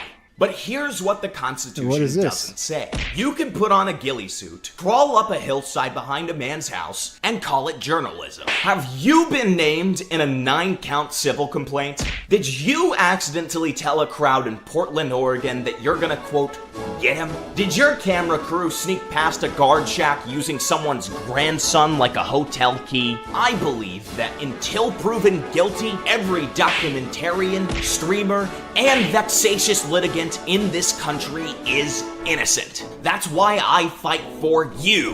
Well, not for you per se. I'm not a lawyer. I just read court documents on the internet. But before you file that anti-slap motion, before you blame the judge for being old, before you launch that GoFundMe, better call Himpleton. Himpleton is not a licensed attorney in California, Oregon, or anywhere. It's a pretty good little Himpleton cannot bit. get your house back from Bill Joyner. No refunds. In the beginning of this video, Andrew claimed that he would rather be boiled alive in a brazen bowl than lose this lawsuit. To rather enter a brazen bull torture device or be buried alive in a roach-infested pine box than I would agree to any kind of polite negotiations with people like Bill Joyner and his legal team. However, after reviewing all of the facts, Andrew's claim that this is a frivolous lawsuit is not so clear-cut. In the complaint, which is also linked below, they describe Dear Kelly as a film that corroborates the false, nonsensical, and mentally disturbed story of defendant Kelly Scott Johnson. While the film doesn't fully corroborate Kelly's story, it does corroborate much of it due to the sheer fact that Andrew never actually presents the publicly available facts around the original second mortgage that Kelly took out of Bill Joyner's company back in 2007, and how Bill repeatedly tried to make foreclosure the last possible option for Bill to settle on. Further, Andrew indulged, engaged in, and furthered Kelly's delusions with his antics throughout the documentary. They claim that we spent 2 years stalking, surveilling, video recording, and audio recording Mr. Joyner, his family, his home residence, and his place of business. While I'm not sure if Andrew had stalked Bill for 2 years, repeatedly sending him emails, trespassing on unauthorized areas in or near his property using deceit, while indulging someone to tag along who already previously had a restraining order from Bill in the past for doing the same exact thing almost a decade prior, sounds like stalking to me. Not to mention all of the schemes Andrew attempted to meet Bill. Whether it's... Bro, you fucked up, Andrew. At this point, you should just be like, oh, I fucked up. Let's settle. You clearly fucked up. You made a mistake, okay? You know, if I was going to give you like any like room for like, understanding of like, okay, I just, maybe you just made a mistake. You didn't realize how bad it actually was. And you're buying into this guy's bullshit story. You didn't do your due diligence, but you clearly fucked up. So yeah, but you don't have to pay. I mean, I guess, if you have an audience willing to just give you all the money in the world, what do you have to worry about it? Your audience will just pay for it. You can just make all these fucking mistakes legally and then, just ask your audience to pay for your sins. The country club or the trip to his office. And that we traveled to California, where I actually lived at the time, specifically to create recordings intended to harass and intimidate Mr. Joyner, his spouse, and his minor children. Again, John, are you back from Iran already? John, you already went to Iran and won the war and you're back? I'm not surprised, John. I knew once you went, this war was over. This complaint is tied to the fact, Guys, John just saved America. Thank you, John. Thank you, brother. that they literally had footage of Bill's house in the documentary, and they were hoping to, at the very least, see Bill or anyone else in the house on camera, which could include his children. While it first appeared that Callaghan was simply reporting on the story of Kelly Johnson, it is clear that at some point the two became quite close, and Callaghan has taken on Johnson's crusade against Mr. Joyner as his own. This is the most defensible position, but in a sense, it really isn't. Andrew, despite all the facts of the matter, clearly likes Kelly as a person, and at multiple times indulges in his deranged fantasies. He took Kelly's quest to find Bill from 2017 and made it his own, knowingly or not. That's all for now. I hope you all enjoyed this video. If you did, make sure to give it a like and Yeah, I don't think he actually did like the guy. I think he had to pretend to like the guy and butter him up in order to get access to keep filming the guy and make him the heart of the documentary, his craziness. Because the guy was fucking crazy. I don't think he actually liked him. He's just using him for content. comment your thoughts on whether you agree on our analysis. If you feel so inclined, feel free to join the members, where you get exclusive content like behind the scenes calls and streams that can't remain public for a wide variety of reasons. Plus, what are you doing in your streams, buddy? Get credited at the end of the video, which is always fun. I'm about to show the beautiful people who already support the channel through their membership, but before I do, I've been Himpleton, and I hope you have a great day. I mean, he did. Look, here's the thing. This is not easy. He dove into all the fucking details. And it's crazy. Like, I know he's a smaller channel, but you're talking about a topic that's blowing up, and the algorithm just shows it no love. Probably because the algorithm is, trying to protect their fucking little cash cows that they inflated to be the voices of their platform. But I'm gonna leave a comment here, guys. If you can, go leave a comment as well. Tell him great job. He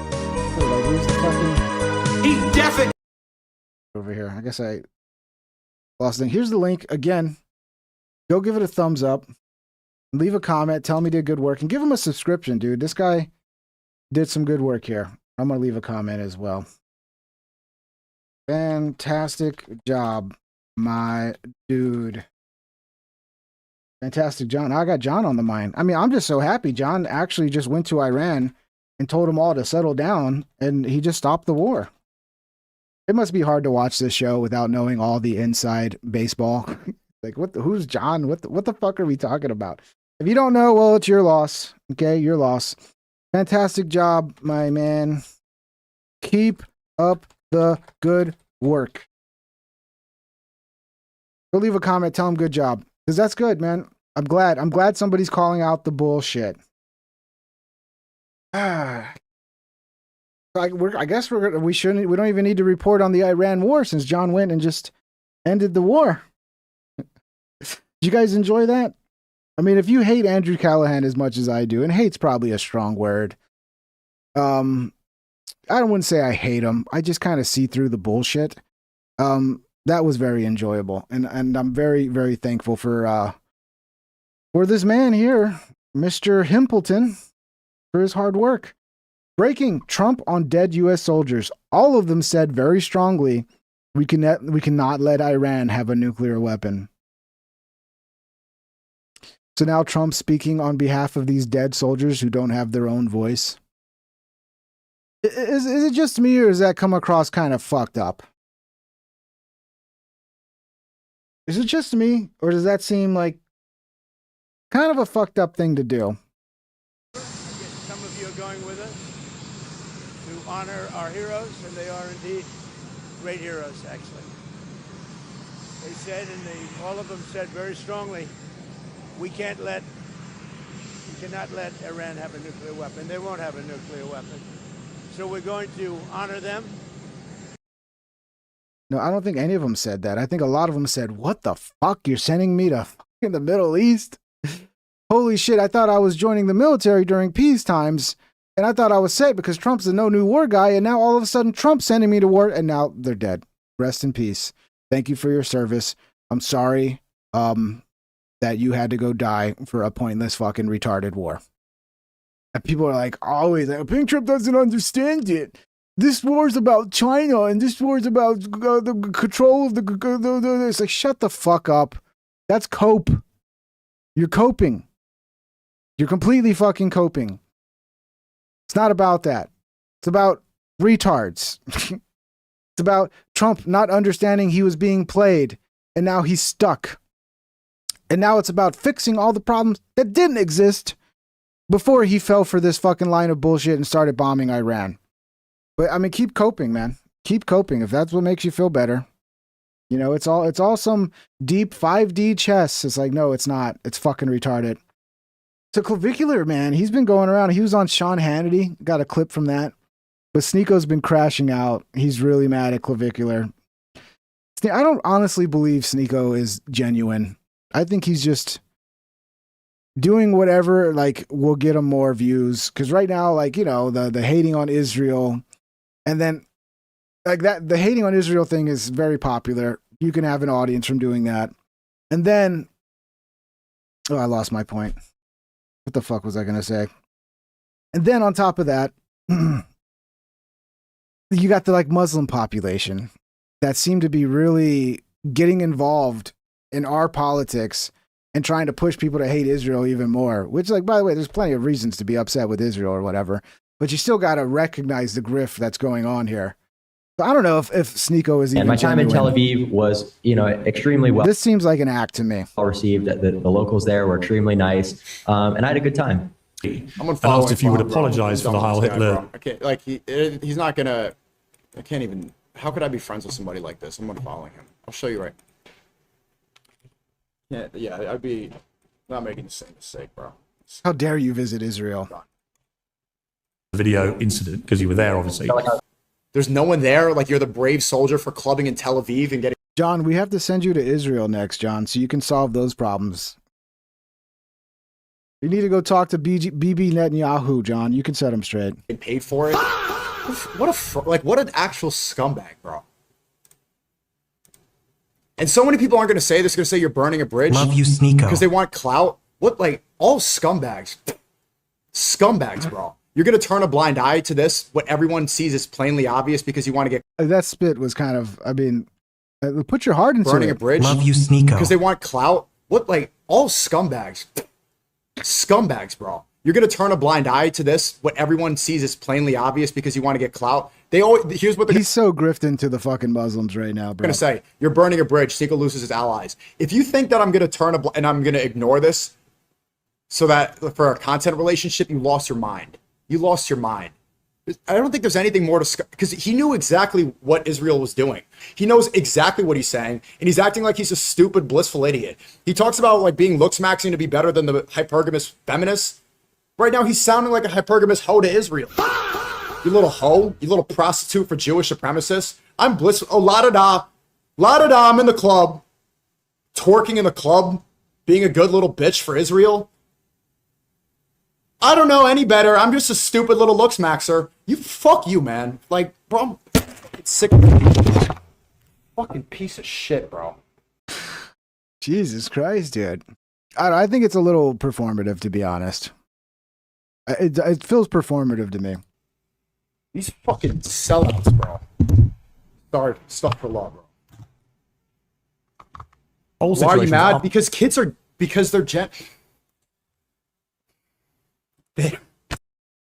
I think that gave it away right there. He's so mad, but all of a sudden he breaks out laughing. Like the performance slips for a moment. I think he's giving it away with it. Like he broke character right there. Because kids are, because they're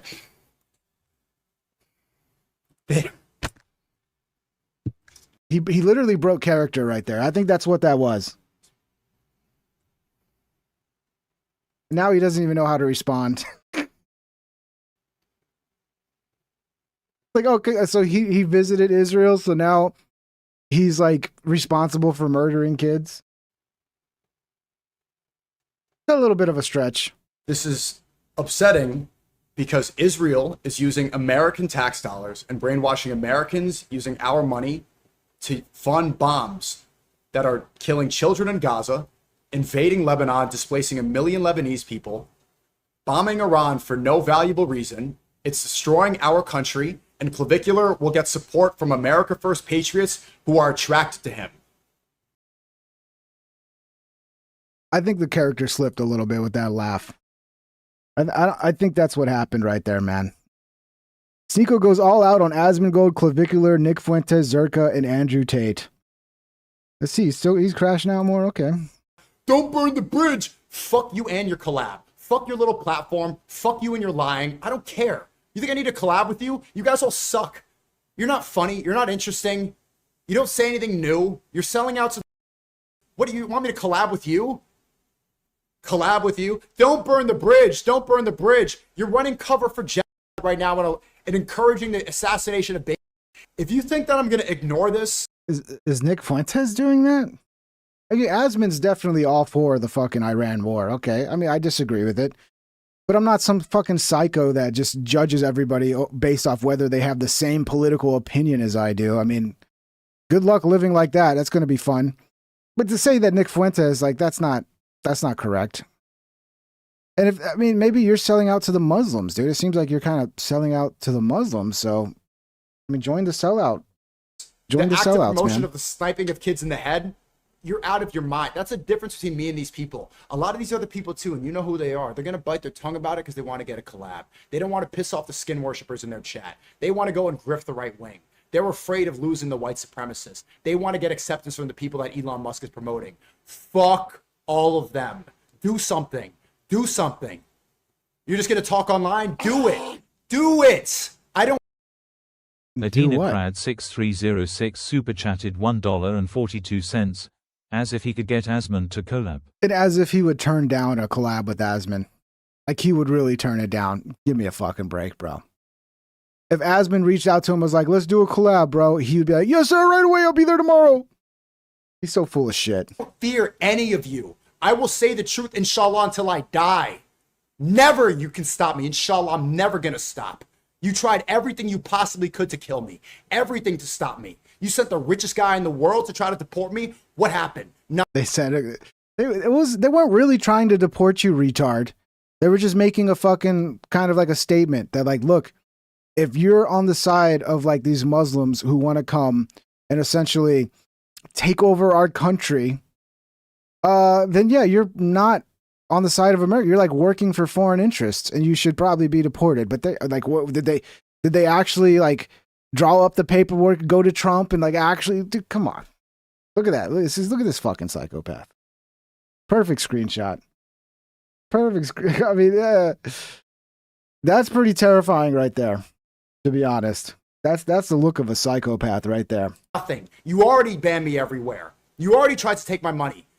How many more people are you going to send to try to discredit me? How many more times are you going to slander me, put lies about me? Osmongold, this guy's a fucking retard, and fuck Osmongold too. An idiot sitting in his attic. Oh, what? We should go keep on bombing Iran. Guy's a decrepit looking weirdo who worships his skin color, who said he's going to do a Christian crusade. He's not even a Christian, he's an atheist. So is Asman now like somebody who's obsessing with skin color? Or is it just like if you point out like any sort of race issue, then now you're obsessed with skin color? Fucking idiot. Fuck all these people. Think I'm afraid of you? What are you gonna do? What are you gonna do? Do it! What are they gonna do? They're gonna kill you? Is that the next line? Oh, they're trying to kill me, guys. That's the line. Everybody's fucking pulling this out now. They're trying to kill me, guys. You know I'm saying the truth. All of you right now, this is gonna get clipped. Everybody in the chat knows that I'm right, and all of you listening to this know that I'm right too. Fuck all of you. Try and do something. Keep on slandering me. Keep on lying about me. Try to attack me in public. Try to kill me. You think I'm fucking scared of you? Do your fucking best. Yeah, Nick Fuentes and Asmongold right now are forming a hit squad to come and kill Sneeko. Oh, yeah. Yeah, well, you don't got to worry about Andrew Tate. He's gone. The world is going mad. The world has gone sick, and we allow it because people want opportunities and clout. Looks maxing is fucking retarded. People are infertile now. I agree with that. Looks maxing is retarded. And it is a little weird how Clavicular is getting pushed. Like he's doing interviews with Hannity from Fox News and shit. And it's like, you realize this guy's kind of promoting like meth use to like young adults so that they can look like, it's so weird how like always the worst people blow up and get pushed by the system. It's almost like they want us to have the worst role models possible. Little Mexican midget. This guy is clearly siding with supremacists and worships. He doesn't even care about this. Either he's, a Fed or all these people are clearly lying and you look away because you're afraid of them. What?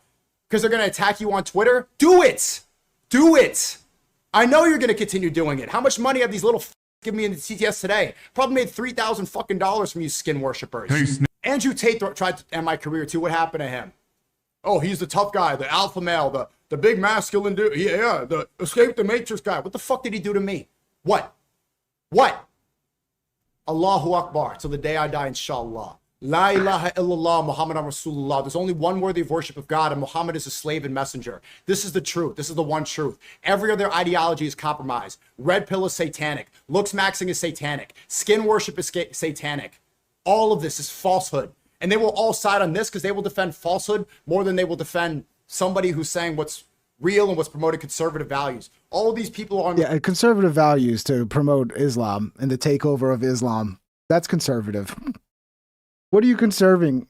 I don't know what you could possibly be conserving there when you're like, Inshallah, we'll take over. Inshallah, Muslims will be everywhere inside your house. Inshallah, you'll hear the call to prayer in every city in America. It's like, that doesn't sound like you're conserving anything to me. It sounds like you're working for the enemy. Side of false, so that's all why the red pill turned on me. And I made half of their fucking careers. I put on Pablo and made his career.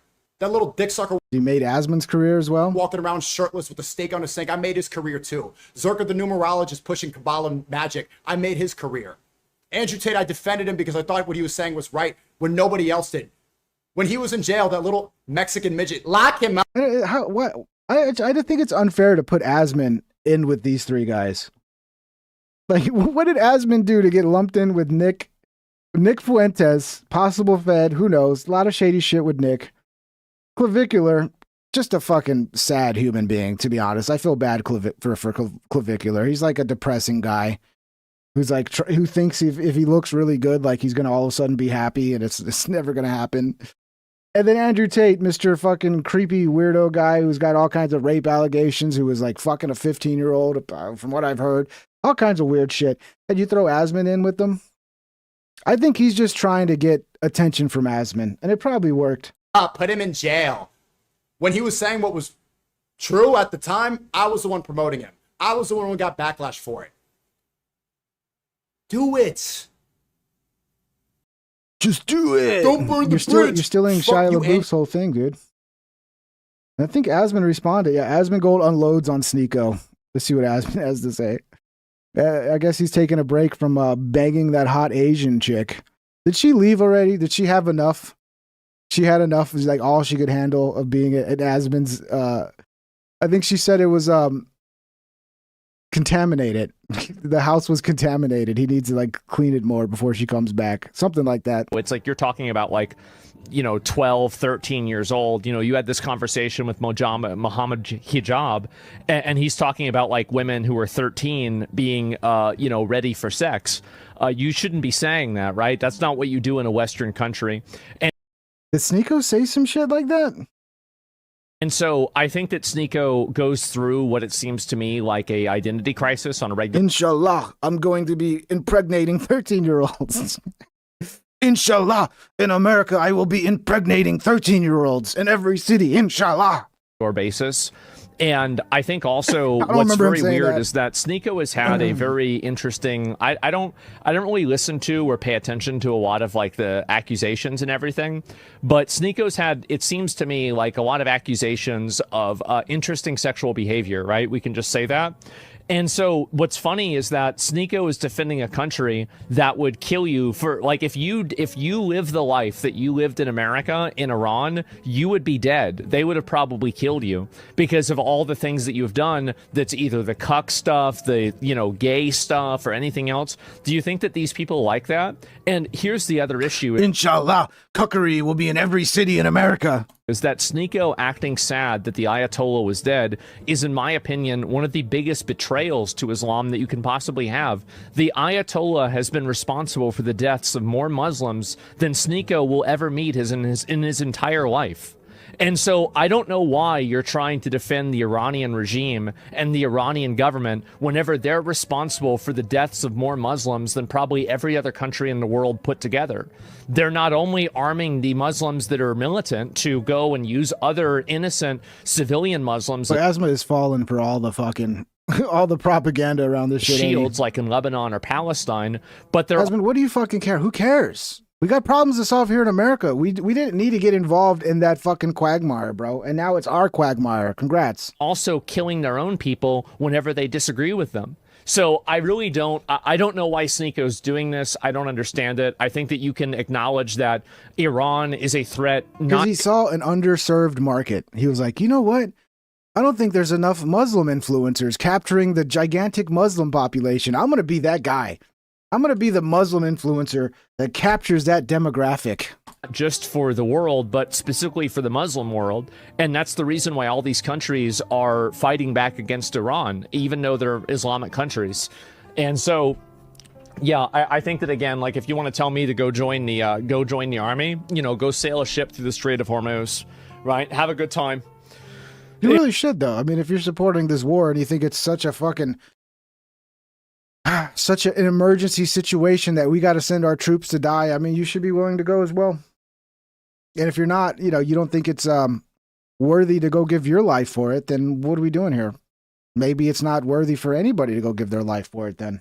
And the IRGC wants to create a bigger Holocaust. They do. They want to create a bigger Holocaust. And Sneako said that part of his ancestry was Jewish, and I wonder if they would consider that, right? It's possible that they would, because these people are psychopath murderers, and they would easily do that. So I don't know why Sneako's trying to make excuses for them and defend them. But no, you know, and again, also, if there is a draft, I would probably get drafted into the army. So I don't even really know what you're talking about. So yeah, that's clearly what it is. And anyway. Yeah, I agree with that. Widowmacher, he says, Asman not always right about everything, but he's definitely not wrong about everything either. That's everybody. That's called being human, bro. You know? Asman, I think, is a very intelligent guy, but I think he's just... I mean, it is, again, you have to wonder how much of this is a business decision as well, because it is, I mean, if you got a bunch of Trump followers, a bunch of MAGA people that follow you, going against the Iran war is not good for business. Even though it's how all of them felt not that long ago. They were sounding all like us. But then when Trump does it, all of a sudden it's some 20D chess move and you're stupid if you don't understand. And it's like, but this is not what the agenda was. This is not what we voted for. Oh, you must be taking money from Qatar. Who knows, man?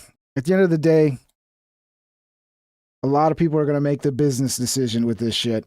Clavicular on Hannity. What the fuck is this, dude? So that's why, like, I've always found, like, MMA silly in, like, a world of technology. It's just, you know, all these guys will learn all this training and stuff for, you know. And then a guy shoots him in the head. You're right. Well, it's not just for that. I mean, I found it as a smart workout where I'm learning a skill that, you know, may help me in a situation. Guaranteed? No. If I'm I'd rather put it this way, close quarters, I'd rather deal with a firearm close quarters than I would a knife. Oh, I forgot how much of a badass Sean Hannity is, dude. Never fuck with Sean Hannity, dude. He's like a special... Is he talking about like Krav Maga? Did he go to Israel to learn Krav Maga and now he's like untouchable? Especially somebody that knows how to use a knife. In other words, somebody puts a gun in my face, I'll strip it, break their finger, you know, step back, and I'm going to tap it. It's always so cheesy when people do this shit.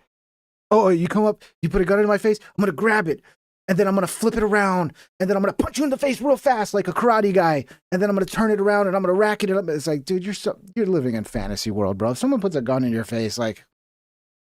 Say goodnight. Rack it. I'm going to rack it like this, and I'm going to, so I'll have 4/3. I got to hear this again. Especially somebody that knows how to use a knife. In other words, somebody puts a gun in my face, I'll strip. Look how slow he moves, too. You're not even moving fast, bro. Like, if it was me,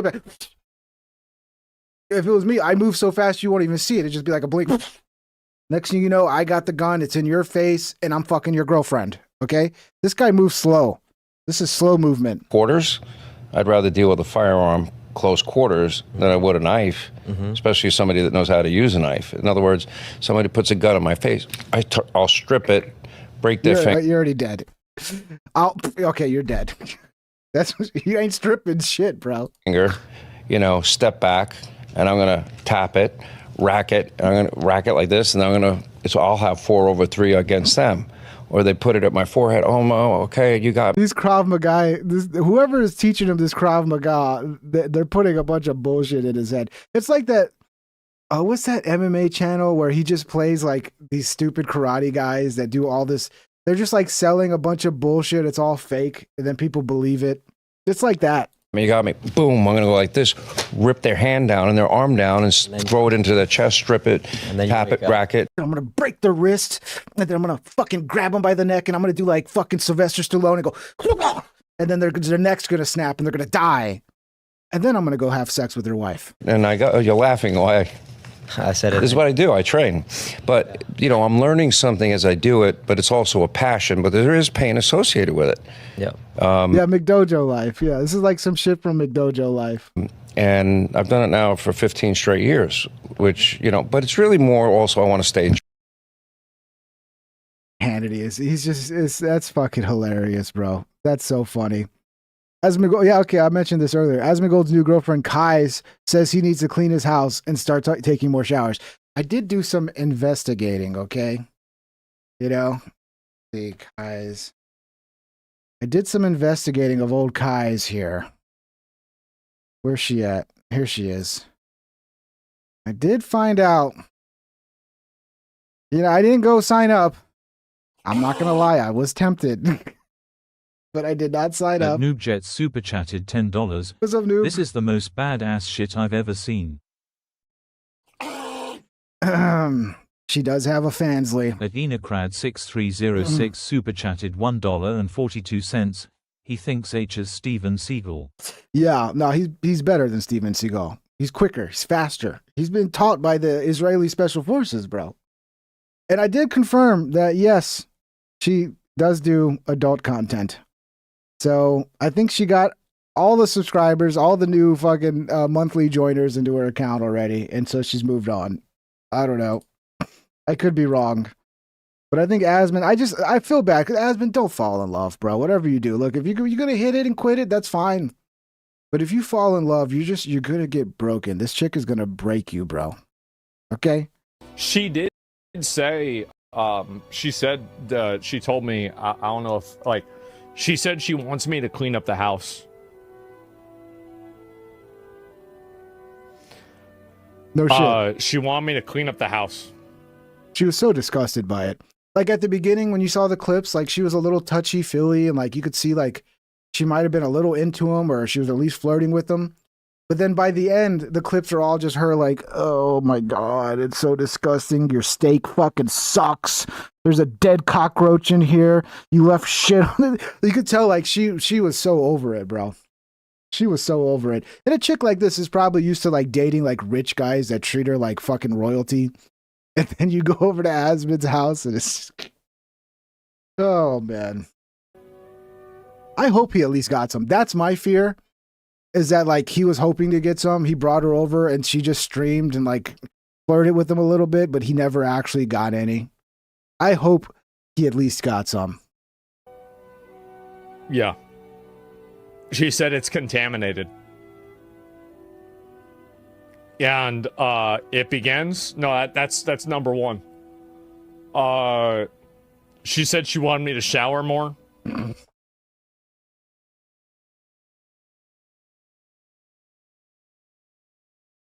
That is sad.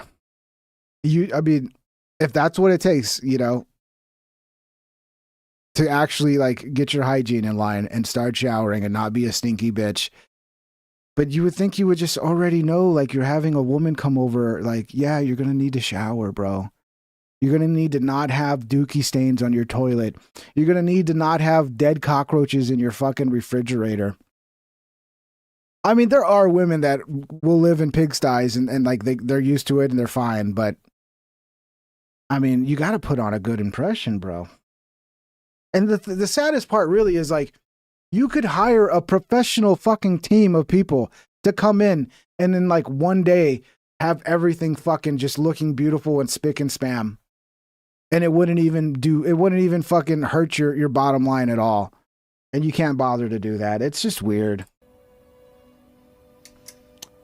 And I think there was like one other one I forgot. She gave me a big list of things that she wanted me to do. I forgot what the other ones were though. Yeah. Showering and not being stinky is probably pretty important on that list. Boyfriend? There it is. She did say. It's so crazy, dude.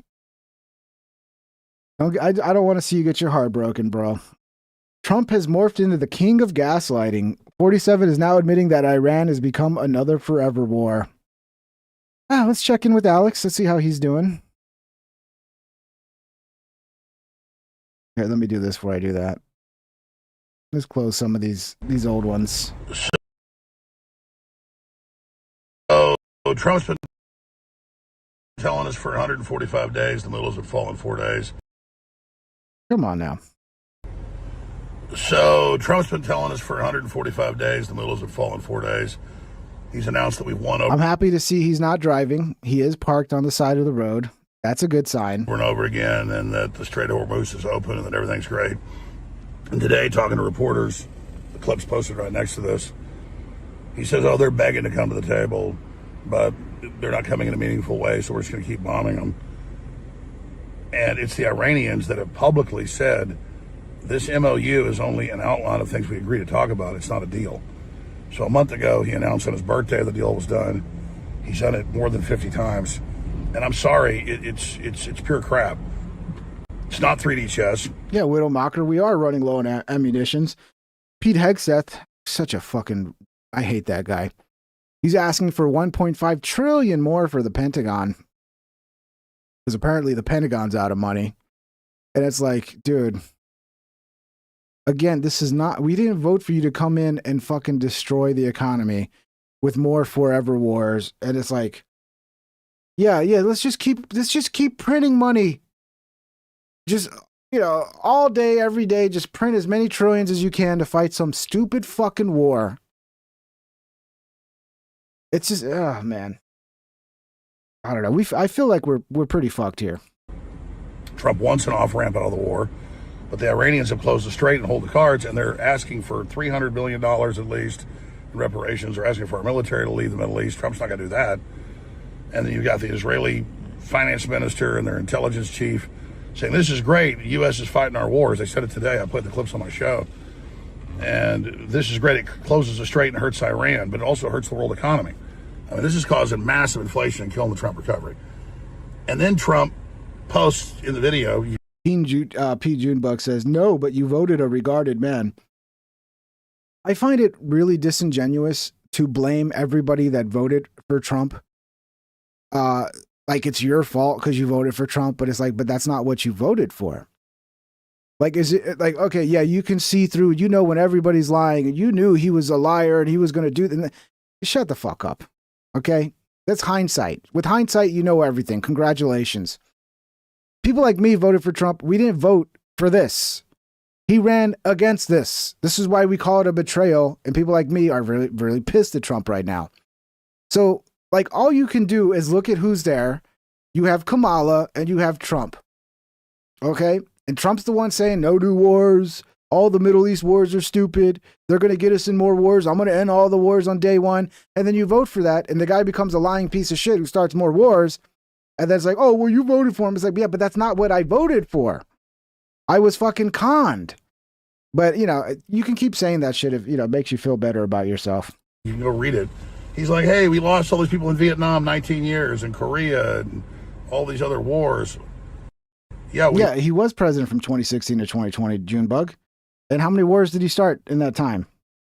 Lost the Vietnam War. And it was. If he had done this in 2016 into 2020 and he had betrayed us the way he did on his second term, yeah, I would not have voted for him again.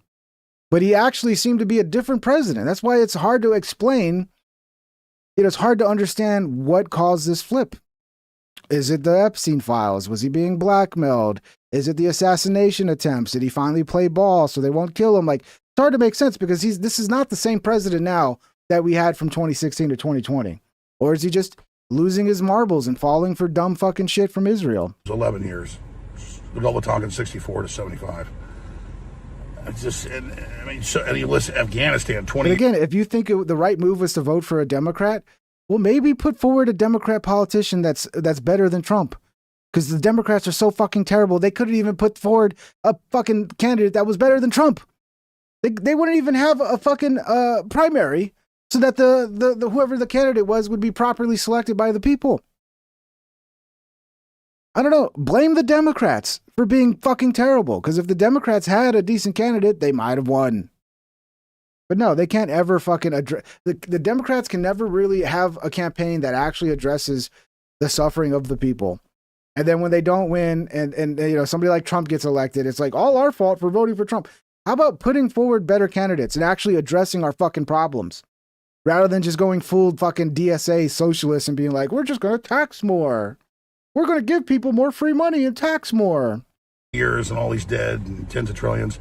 Like listing a bunch of losses is a good thing. We voted for Trump not to have forever wars. And this is now becoming a forever war.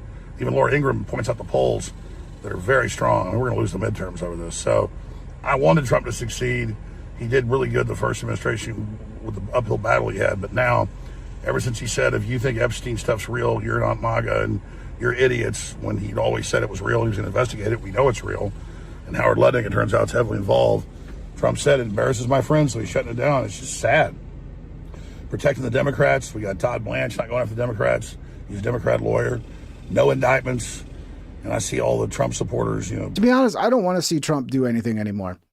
I did want to see Trump come in and clean up the swamp and fucking go hardcore, which would be a little risky because you'd have to like go beyond the powers that we're usually comfortable with a president doing. You know, the president, to me, like, there would be a world where you would basically say, hey, we're an emergency. We got to clean up this corruption. So I'm going to have to fucking, you know, we're going to have to go a little wild here. And I would like to see that, but I don't want to see that now with Trump because Trump can't be trusted not to fucking just, I mean, everything he does, he fucks up. And then I can't trust him to not like become worse than the thing he's trying to clean up now. So I don't want to see anything from Trump anymore. I just want to see him go away. I want to see him go away. I want to see who the next candidates are, what options we have, which are probably going to be shit, total shit again. Posting memes of Obama in handcuffs and AI stuff. It's all just delusional gaslighting slop. And it's just sad. People see through it. I mean, I had one of the top pollsters on, Mark Mitchell, today, and the numbers coming in is just total devastation. He briefed President Trump over a year ago in the White House on what he was doing that was starting to hurt his numbers when he was at 57%. Now he's at 30%. So he'll be a lame duck here in a few months. They're going to lose the House, probably the Senate, and then it's going to be all hell breaking loose for the Democrats. And it's not going to be us that criticize Trump, try to get him back on track that did this. You know, the neocons that were never Trumpers that hate Trump, like Mark Levin and others, they say, oh, if we lose, it's the fault of Alex Jones, Tucker Carlson, and others. But then they also say we have no effect and have no power. Of course, that's not true. So this is a disaster. Trump doesn't want to admit he was misled, and that Joe Kent and Tulsi Gabbard were right, and the chairman of the Joint Chiefs were right. And the new Pentagon report came out yesterday saying we don't believe all these attacks will make the mullahs fall. So we're in a forever war. And they'll just sit there through attrition. And a third of the world's fertilizer is not going through now, so it's going to cause starvation. It's already estimated tens of millions will starve to death. Europe will be flooded by African migrants. I mean, it's just terrible. Meanwhile, the EU... Yeah, it's so bad now. You got people from Australia who are supporting our intervention because they're going to be fucked if we don't. Like, you don't understand. We're going to starve to death if you don't fight this war. Sorry. Maybe you guys should rally some troops and, you know, send some troops to Australia then. And again, none of this was going to happen if we didn't start bombing Iran. That's a convenient fact that's constantly overlooked. Like, none of this was happening until we decided to start bombing Iran. Then they shut down the strait. Now all the problems, everything stems from that one terrible fucking decision. And NATO's trying to start a war with Russia. They already have. Russia said they're going to start bombing NATO countries. The EU's getting the draft ready. We're getting the draft ready here. It's actually Biden passed it, so it clicks in December where it's ready to go. Yeah, pigs are cool. I wouldn't mind having a pig as a pet. I wouldn't eat them. I wouldn't. Maybe if you know, I was starving. It would come in handy to have a pig for a pet if you know, the economy was to crash and you had no food. But yeah, pigs are cool, dude. I do like pigs. But I also like eating pork chops Just and like bacon. Biden passed laws that clicked in this year. There's kill switches in all the cars. It's 1984, folks. It's 1984.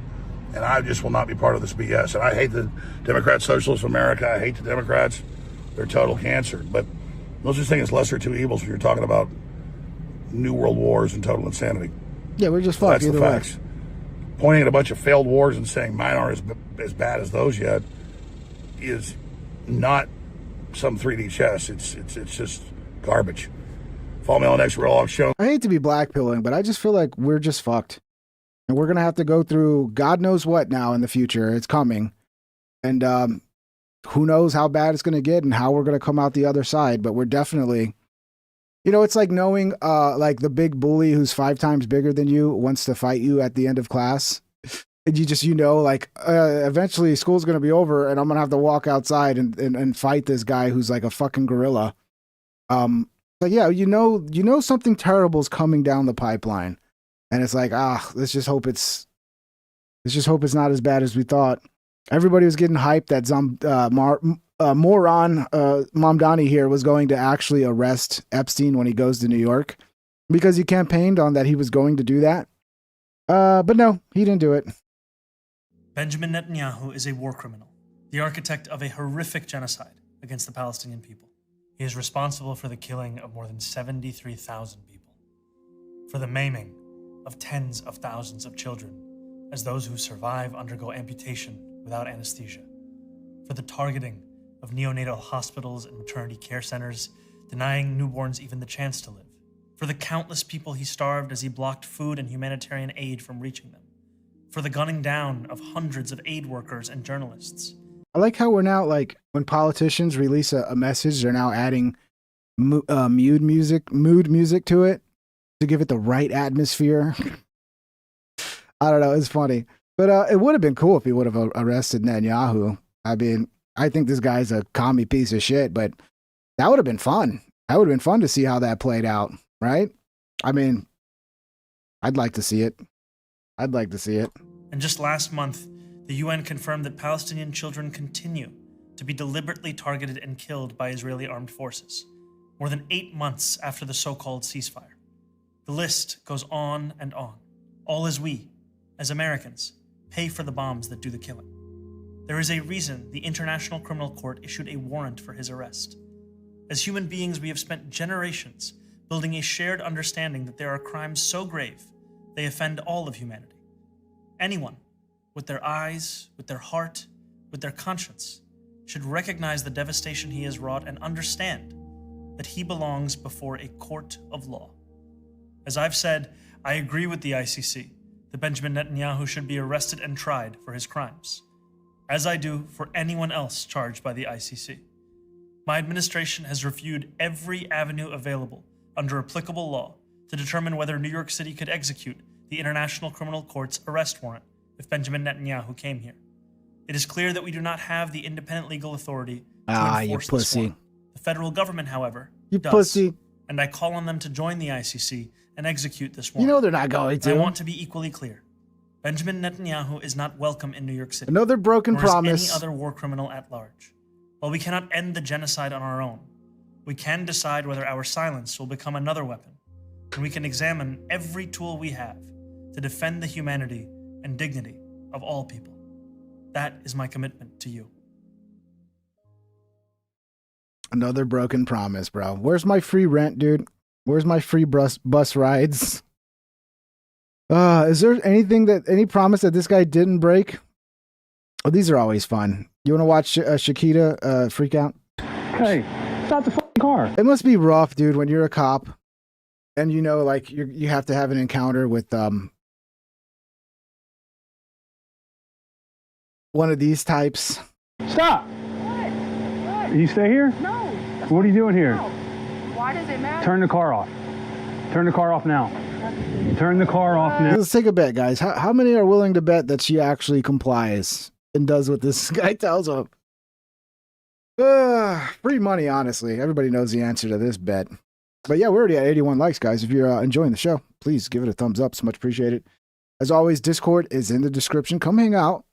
Okay? Stop fucking around. Come hang out in the Discord already before I punch you in the face. Links are also in for members if you guys want to become a member. Shout out to all the members supporting the show. You guys rock. And the super chats today. Thank you guys for the super chats and all the supports. Much appreciated. Turn the car off. And if you're not subscribed, you might as well do that as well. Turn the car off now. Turn the Hey, watch what you doing because I'll punch you in your shit. Don't ever forget that. I'll punch Central, you send me a second, unit. Let me go. Hey, let me tell you something. explain to you what we're Don't doing. put your fucking hands on me and I I don't am stay responding. here. I don't give a Bro, the balls to be like, act like you're the boss when you're dealing with the cops. Like, I'll punch you in your shit. Like, you're the boss here? You realize you're not, right? You have like no power. It's crazy. I don't know how they get raised this way to think like they can act like this. Like, even if you don't like the cops and all that, like, there's no winning this. You're just fucking yourself over. I'm responding to an alarm call. Put your hands on me and I didn't turn up on you. Turn around. Watch your Turn around. Oh my mama. Nobody's under arrest. Stop touching me. Turn around. Ma'am, turn around. Stop. Guys, here's the over-under, or I don't know. How many of you are willing to bet that at some point she says, I can't breathe? How much? How much? I would say at some point she's going to say, I can't breathe. I'm putting that down. $100. $100 at some point. She's going to say, I can't breathe. You're not under arrest. I don't care. You came in this hostile. Listen, Don't you ever put your hands on me. I'll spit on you. Stop. You're not under arrest. Stop. Don't pull my hair. What the fuck wrong with you? Get down. Hey, mama. Bro, chill, bro. Chill, bro. Hey, stop. Hey, stop. 40 Central, have to step it up. Like, literally all she had to do was turn the car off and go, oh, yes, officer, we were looking. We're kind of lost. And can you turn off the car? Yeah, no problem. Can you step out of the car? Sure. What's the problem, officer?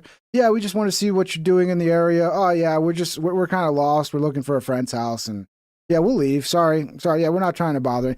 You're done. You're done. No, but that's too easy, ain't it? It's too fucking easy. Whoa! Sir?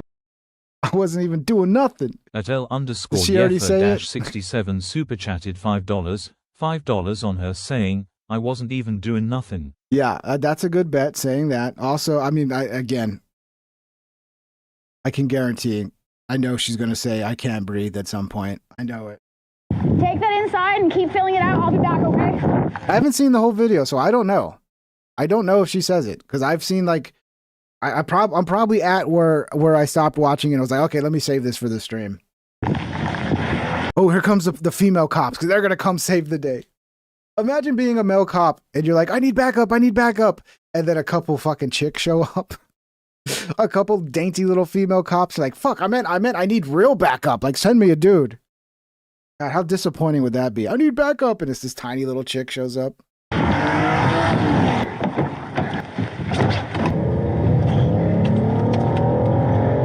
Get down now. Well, there goes the wig. We should have bet on her weave coming off too. Turn around and put your hands behind your back. Get down. I don't care. Get down. What the fuck? Get down. Move in the car. Move it. Stop pushing me to the ground. I'm not resisting. Move. Bro, okay, babe, just chill. Put your hands behind your back. No, I can't breathe. Move. Oh, did I hear it? Okay, babe, just chill. Put your hands behind your back. No, I can't breathe. Move. She said it. She said it.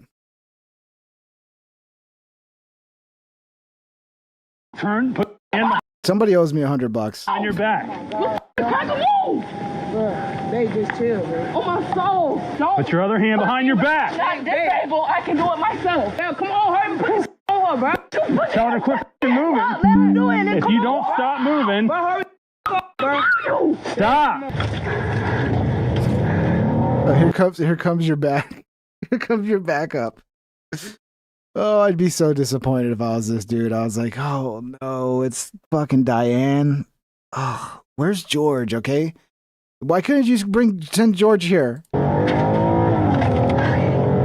I'm trying not to hurt you. You're not doing bro. Hurry the bro. Hurry the bro. You're not trying to not do shit. I am trying not to hurt you. Shut the bro, come on. Turn around. Sit down. What are you helping me? Sit down. I said sit down. I don't care. I am. Damn, noob with the 100. NoobJet super chatted $100. Shit. I was joking about 0 and 100. I mean, I didn't actually bet anybody, but I'll take the 100, bro. Thank you, Noob Jets. This is reminding me of a little encounter I had yesterday. Jesus Christ, Noob Jets. That'd be $100 is a lot, bro. I'm gonna heart this. Everybody say thank you to Noob Jets, because that's super supportive, bro. Thank you. Yeah, so I had an encounter with it was a Hispanic chick, and I was at the convenience store and I was buying just one of those big packs of water. You know, there's like 16 packs or whatever. And I was putting it in my car and she kind of parked a little too close to me. So I didn't really have room to fully open my door. So I opened my door and I'm like looking at her car as I open my door to make sure I don't touch her car. And I stopped my door like as close as I can get to her car without touching it because I need room to get this big thing of water onto the floorboard of my car. So, of course, the second I let go of the door and go to grab the water, the door moves a fucking centimeter and touches her side mirror. It literally just touched her side mirror. And as I'm putting the water in, she goes, excuse me, you're hitting my car. And I'm like, oh, God, I got a dumb bitch. There's a dumb fucking bitch. Oh, Jesus. No, why does it always have to be a dumb bitch? So I get up. Yeah, I finish putting the water. I turn, I look at her side mirror, and I realize obviously there's no damage because it literally just touched her car. It moved a centimeter and touched her car. And I go, I'm sorry. My apologies. You know, I didn't, you know. And did she just like say, it's okay. It's okay. You know, no, she goes, makes like the nastiest face ever. Like I just spit on her or some shit, dude. It's like some women they just can't help themselves. They just want fucking drama, bro. They just want, I was almost at a point of being like, why are you such a nasty bitch? I feel sorry for any man that gets stuck with you because you're just a fucking drama queen bitch that is fucking miserable. And the idea that you would frame it as, you're hitting my, I'm not even paraphrasing. Excuse me, you're hitting my car. And it's like, it's like, it went like this. Like, it's like a centimeter of movement. You're hitting my car. Like I'm taking a fucking sledgehammer to her car or some shit. Anyway, fucking. These women are out of control, bro. They are completely out of control. At Corey Smith 1381 super chatted $2. Smash the like BUTTN like it owes you money. Yeah, she stand faced me. SQRT. I didn't, you know, I thought she was being retarded and overly dramatic, but I was like, I'm sorry. And then I said, I'm sorry. And I saw her still making this face. So I like, again, it was like, my apologies. I'm sorry. And she's still like, And I'm like, oh, fuck this shit, dude. I'm out of here. It's not even worth it. But she's lucky, you know. She's lucky I wasn't in a mood. You know, she's lucky I'm a happy guy that can be like, it's not worth dealing with this crazy bitch. I'm just going to apologize and move on. Because there's a lot of dudes who would have been like, you do that to the wrong guy, you find out real quick. Sit down. I am! Get out my face! Thank you, Corey. Yeah, smash the like, guys. Please. Please. Thank you again for the 100, dude. Jesus Christ. Way too generous. 46 and 43 are coming on scene. Oh, here comes the female cop to save the day. Off now. No. Relax. Hey, baby, just chill. My wrist is twisted. You're gonna chill out. Yeah, it don't feel good getting cuffs on. I'm sorry. That's just the way it goes. Just rip my wig off your kids, Doc. You just twisted. Man, come on, chill. Stop touching me! Stand up. The Fix my wrist in this cuff. Fix my fucking wrist. You're gonna wait. This didn't have to be Stop like that. touching me. It did, because you were aggressive for no reason. All right. You fucking bitch, you know you're wrong, and I'll take your whole job. Cracker. Oh, now she's gonna get racist and start throwing racist epithets. What's the word? I'm like, epithets? Whatever. Using racist language. Of course she's a racist. It explains everything. Yeah, and she was this fat, disgusting Mexican woman. Okay, there's nothing wrong with I'm just pointing out she was Mexican. Look, I'm Mexican too, okay? And also half black and part gay. But my last name is Gonzalez, so you know I can talk shit about Hispanics. They just have to put up with it. Yeah, I mean she was just disgusting. And you know there's some dude out there putting up with her bullshit. You just know it. There's no doubt about it. Okay, don't touch me. You don't too much, bro. You got me, bitch. Don't talk to me, bro. I'll kick this whole car on my mama. Listen. Move, don't, bro. She can talk to me. You can't say shit to me. Check her You cuffs. can't say shit to me. Fix my fucking cup. I will if you would just relax for a second, okay? Oh, finally the female cop's here. Okay, everything's under control now. Look at this guy. Oh no, he's like, damn. Why couldn't I just get a regular person to deal with? Why do I got to deal with these fucking psychopaths? Hey, Fix my cup. turn around. And I asked way too many. I will, so just turn around and relax for a second. What are you guys doing? No, what the fuck? This is how you, like, you shouldn't even be in jail. Like, you literally should have just been, you should have had the conversation with the cop, been polite, and been about your day. And now you're going to have, like, assault on an officer, you're going to have resisting arrest, and now you're going to have actual jail time. Just because you can't, like, keep your shit under control to have a normal conversation with somebody and just, you know, deal with the cop properly. I don't know, like, how do people end up with this sort of entitlement? Where it's like, yeah, I understand cops can be shitty, and I know it's not fun when a cop comes up and now you got to talk to a cop and you're in a completely powerless situation with somebody that's got all the power, but, like, how could you not understand that, like, all you have to do is be polite and treat them like a human being, and maybe a little smile and be like, yes, sir. Yeah, I understand, officer. Yeah. We're just looking for a place. We're lost. So yeah, this is not our neighborhood. We're lost. And do you know how to get to this blah, blah, blah house? This is where I mean, like, that's all you have to be, is act like a normal fucking human being. And that cop's going to let you go. It's like you have 100 choices you can make. Just don't make this choice. Because this is the wrong choice.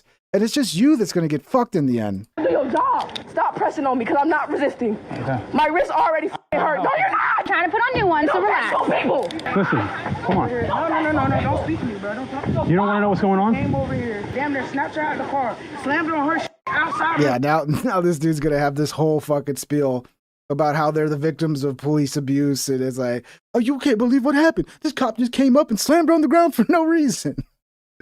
And then they'll get a GoFundMe and get a bunch of money. Sometimes I wonder if that's what's leading to more of these type of encounters, is that they see people do this and then they can, like, grift off it and start a GoFundMe. Next thing you know, it's you know, the black man versus the white man, and, like, all the fucking Black Lives Matter people are going to start sending you money. So it's like almost incentivizing this kind of behavior.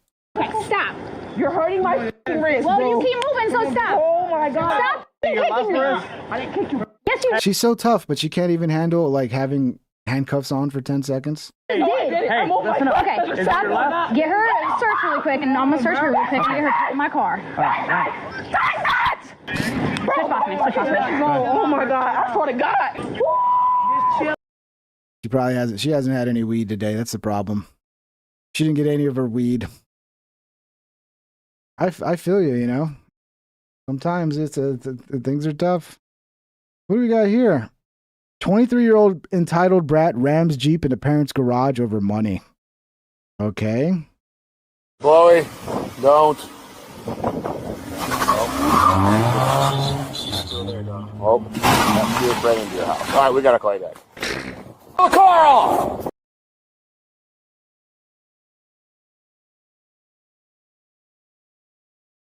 I think this one is just a fucking entitled, spoiled brat that's mad because her parents won't give her money for, like, Uber Eats. So I don't know. This is so. Oh, that's your friend into your house. All right, we gotta call you back. We're so fucked as a society, bro. Well, here's Jasmine Crockett. The people who were rooting for Spain in the World Cup are racist. The World Cup that captured the imaginations of the entire world when they saw all of these people of color that was playing for all these teams. And ultimately, if you recall, the last two teams, it was Argentina and Spain. And it seemed like the vast majority of the world was rooting for Argentina, or actually against Argentina, right? She can't even get her weird theory that there's she's always got to find a way to like find the racism in there. You know, it's like, where's Waldo? Where's the racism? I know there's some racism involved here. Let me find it. And why was that? Just give me an explanation if you could guess. If you'll just let them finish the answer. Spain had the best team. Maybe that's why they were rooting for them. There's also a racist history that exists as it relates to Argentina. you're recognized. There's a racist history as it exists when it comes to Argentina. So wait, who's the? I don't know. I'm having a hard time understanding. So you're saying everybody's rooting for Spain because Argentina are racists? I think that's what she's saying. So everybody was rooting for Spain because Argentina has a racist history. Is that what she's saying? Hard to understand. I'm not gonna lie. Glad Argentina lost. Yeah, I mean it's fun to root against the favorites. You know, I like to root for the underdog too. I don't know, man. Let's play our favorite game. Find the racism. Dude, if I was Buc-ee's, I would fucking send this guy a cease and desist immediately. Or I would like offer him some money. I'd be like, look, we'll give you 10 grand. Just never do this again. Okay? Never film one of these videos again. Because this makes me not ever want a Buc-ee sandwich. Buc-ee's just went bucking insane! I'm sorry. Let me turn this down. I know that's not good on the ears. I'm telling you, if I was Buc-ee's, I would DM this guy and be like, please stop making these videos. We'll pay you to stop. They just dropped this extra large big bucking brisket sandwich. Check this out, muchachos and muchachas. Look at that mother. It's full of saucy chopped brisket. $13.99. Look at this thing. It's got that beautiful thing. Look at that. Okay, now this makes me, I want to throw up. I mean, I could appreciate that sandwich, but not when you're involved with it. Look at all the chopped brisket in here. It's, oh my goodness. I'm just spilling it all over the place. That's how much brisket's in here. $13.99, muchachos and muchachas. Get to Buc-ee's if you have one in your town. Bro, stop talking with your mouth full. And look at this thing. Swallow your food first and then resume the video, please. This is so disgusting. You know, I wanted to try a Buc-ee sandwich. Now I don't think I could ever do it. There's so much brisket in here, it just keeps falling out. Let's try this right now. Look at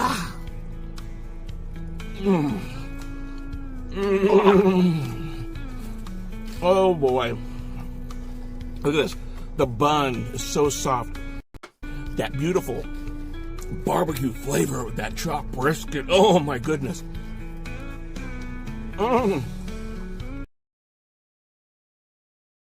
Does this make you guys want to go get a Buc-ee sandwich right now? Just oozing brisket. Wow. I should. You're right, Blind Reflex. I should make a video response to this and show this man how to eat with some fucking etiquette, bro. To act like he wasn't raised in a fucking barn, bro. Okay? Look, I got some Zesty Ranch HEB tortilla chips. I was telling you guys, I buy these. Because these are like 2 something, and then the Dorito ones are like 5 something, but I have to admit, these suck ass, dude. These suck ass. They don't taste nothing like the ranch Dorito chip. I don't know what they're doing with the seasoning. They're getting lazy. It's fucking terrible. Let me take out my Rogue. I'll show you guys how to properly eat on camera. What's up, buddy? Corey Smith 1381 super chatted $30. This covers the 30% those knickers keep from your $100 super chat from No Obsquirts. That's good thinking, bro. I like how you're thinking. Thank you for the $30. It's time for HEB's SC Ranch Doritos. Okay, let me show you how to eat like a real person.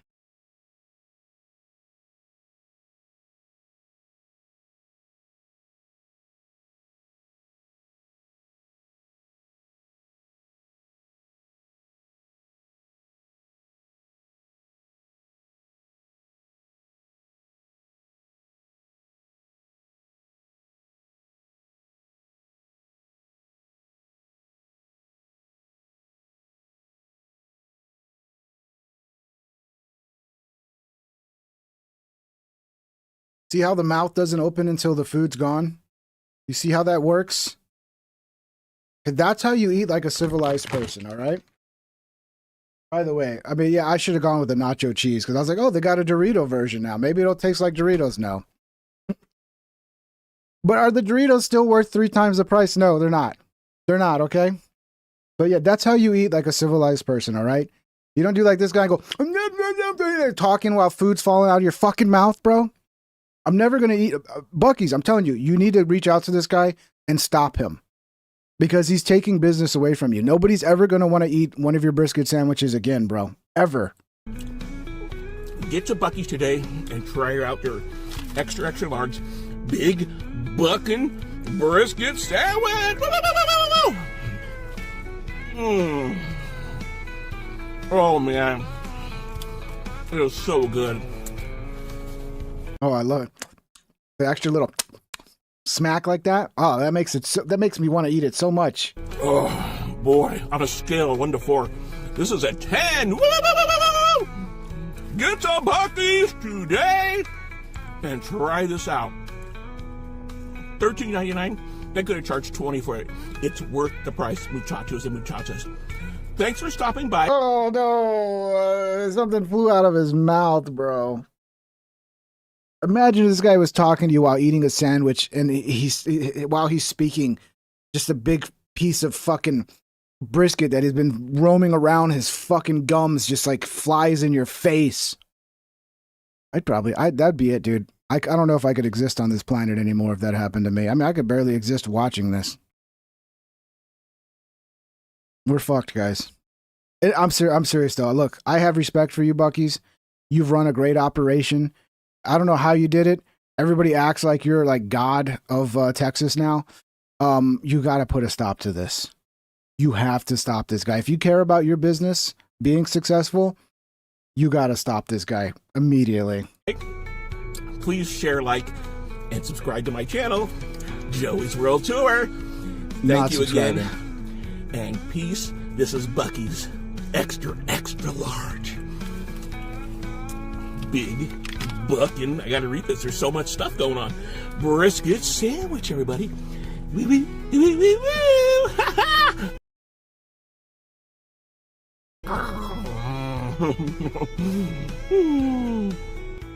Yeah, and thank you for the 30, Corey. That was very generous. Sorry, it was hard to I was like in a fucking alternate dimension trying to contemplate my life and how I got here while I'm watching this video. Thank you for the 30. Yeah, sorry, man. I mean, who doesn't like a brisket sandwich, but Jesus. Yeah, here's another clip of Andrew Tate where he seems to admit that he was dating this chick since she was 15. Got my main. Yeah, let's keep defending this guy though. Bitch, my bottom bitch, Vivian. Vivian's younger. So yeah, that's how it started. I met Vivian in Slovakia. We had a long-term relationship thing. I was living in England. I moved her to England to be with me to start doing my webcam company. When I bring on new girls, I usually pair them with Vivian. Because Vivian's younger. Vivian's like 21. So Vivian's been with me 6 years. Oh, the math is, oh no. Math is not good. 21, been with you for 6 years. 21 minus 6 equals 15. Look, I know 16 is the age in UK. You're still, to me, you're still a fucking creep. Even if you're in UK and you're a fucking grown adult dating a 16-year-old and be like, well, the age is 16. It's like, okay. Please take a trip to America so we can lock you the fuck up. Yeah, I don't know. People just are so willing to defend him. And it's like, I don't know. Why are we defending him? What are we doing? Why are we doing this? Oh, because he's a right-wing grifter. He's on our side. So now we got to fucking defend this guy with like 40 fucking accusations of R word and I mean, fucking running shady cam sites. I don't know, man. Goodbye, Andrew Tate. I wish you the best of luck. Well, I don't, but you know, I'll say it anyway because it's the thing people say. Thank you guys for the support. You guys rock. Been a fun show. We're about at 3 hours. I think we'll end it here. Yeah, sick. I think in Brazil it's 13. Is it really, dude? I'm never going to look at Brazil the same. Let me look this up. I hate looking this up on the internet because I have a feeling that like the government's every time you ask something like when you go into Grok and you're like, what's the age of consent in Brazil? The government, like all of a sudden that goes right to the government and they're like, oh, we got a guy looking for the age of consent. But yeah, you know, I have proof that I was doing it for the, you know, I was actually researching this because somebody commented that. I can't believe that. What's the age of consent in Brazil?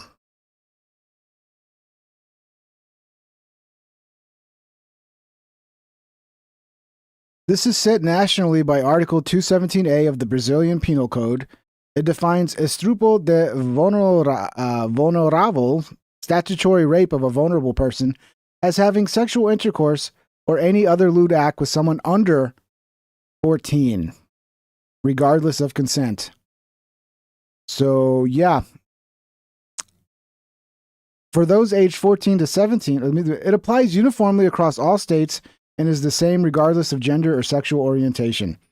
Anyone 14 or older can legally consent to sexual activity with someone else, as long as it's consensual and there are no other factors like coercion, authority positions, or exploitation.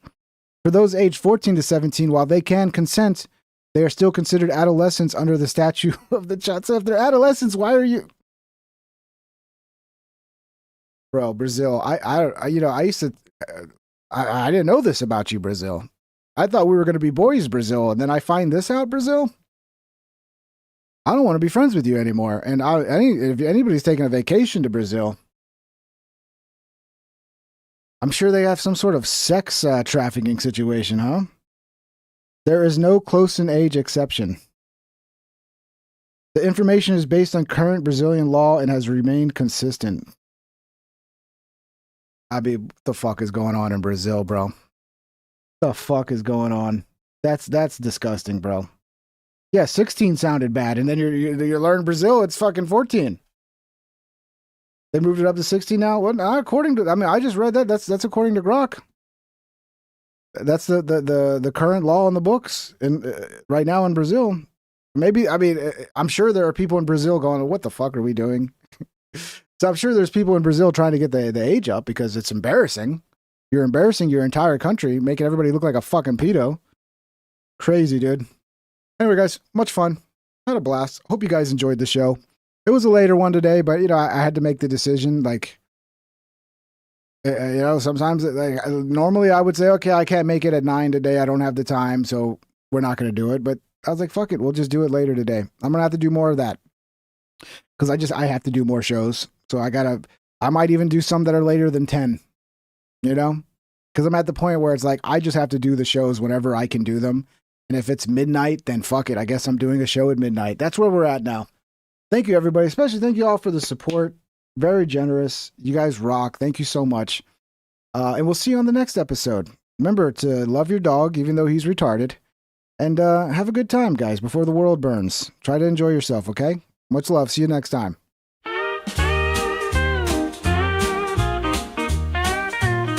Please subscribe and hit the like and ring that bell if you want notified. Here's some other videos to watch that you might like or you might not. Have a great day, my internet friend. I hope I'll see you once again. Please subscribe and hit the like and ring that bell if you want notified.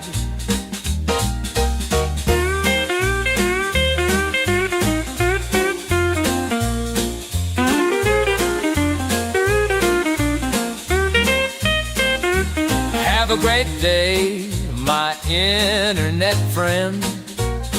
I hope I'll see you once again.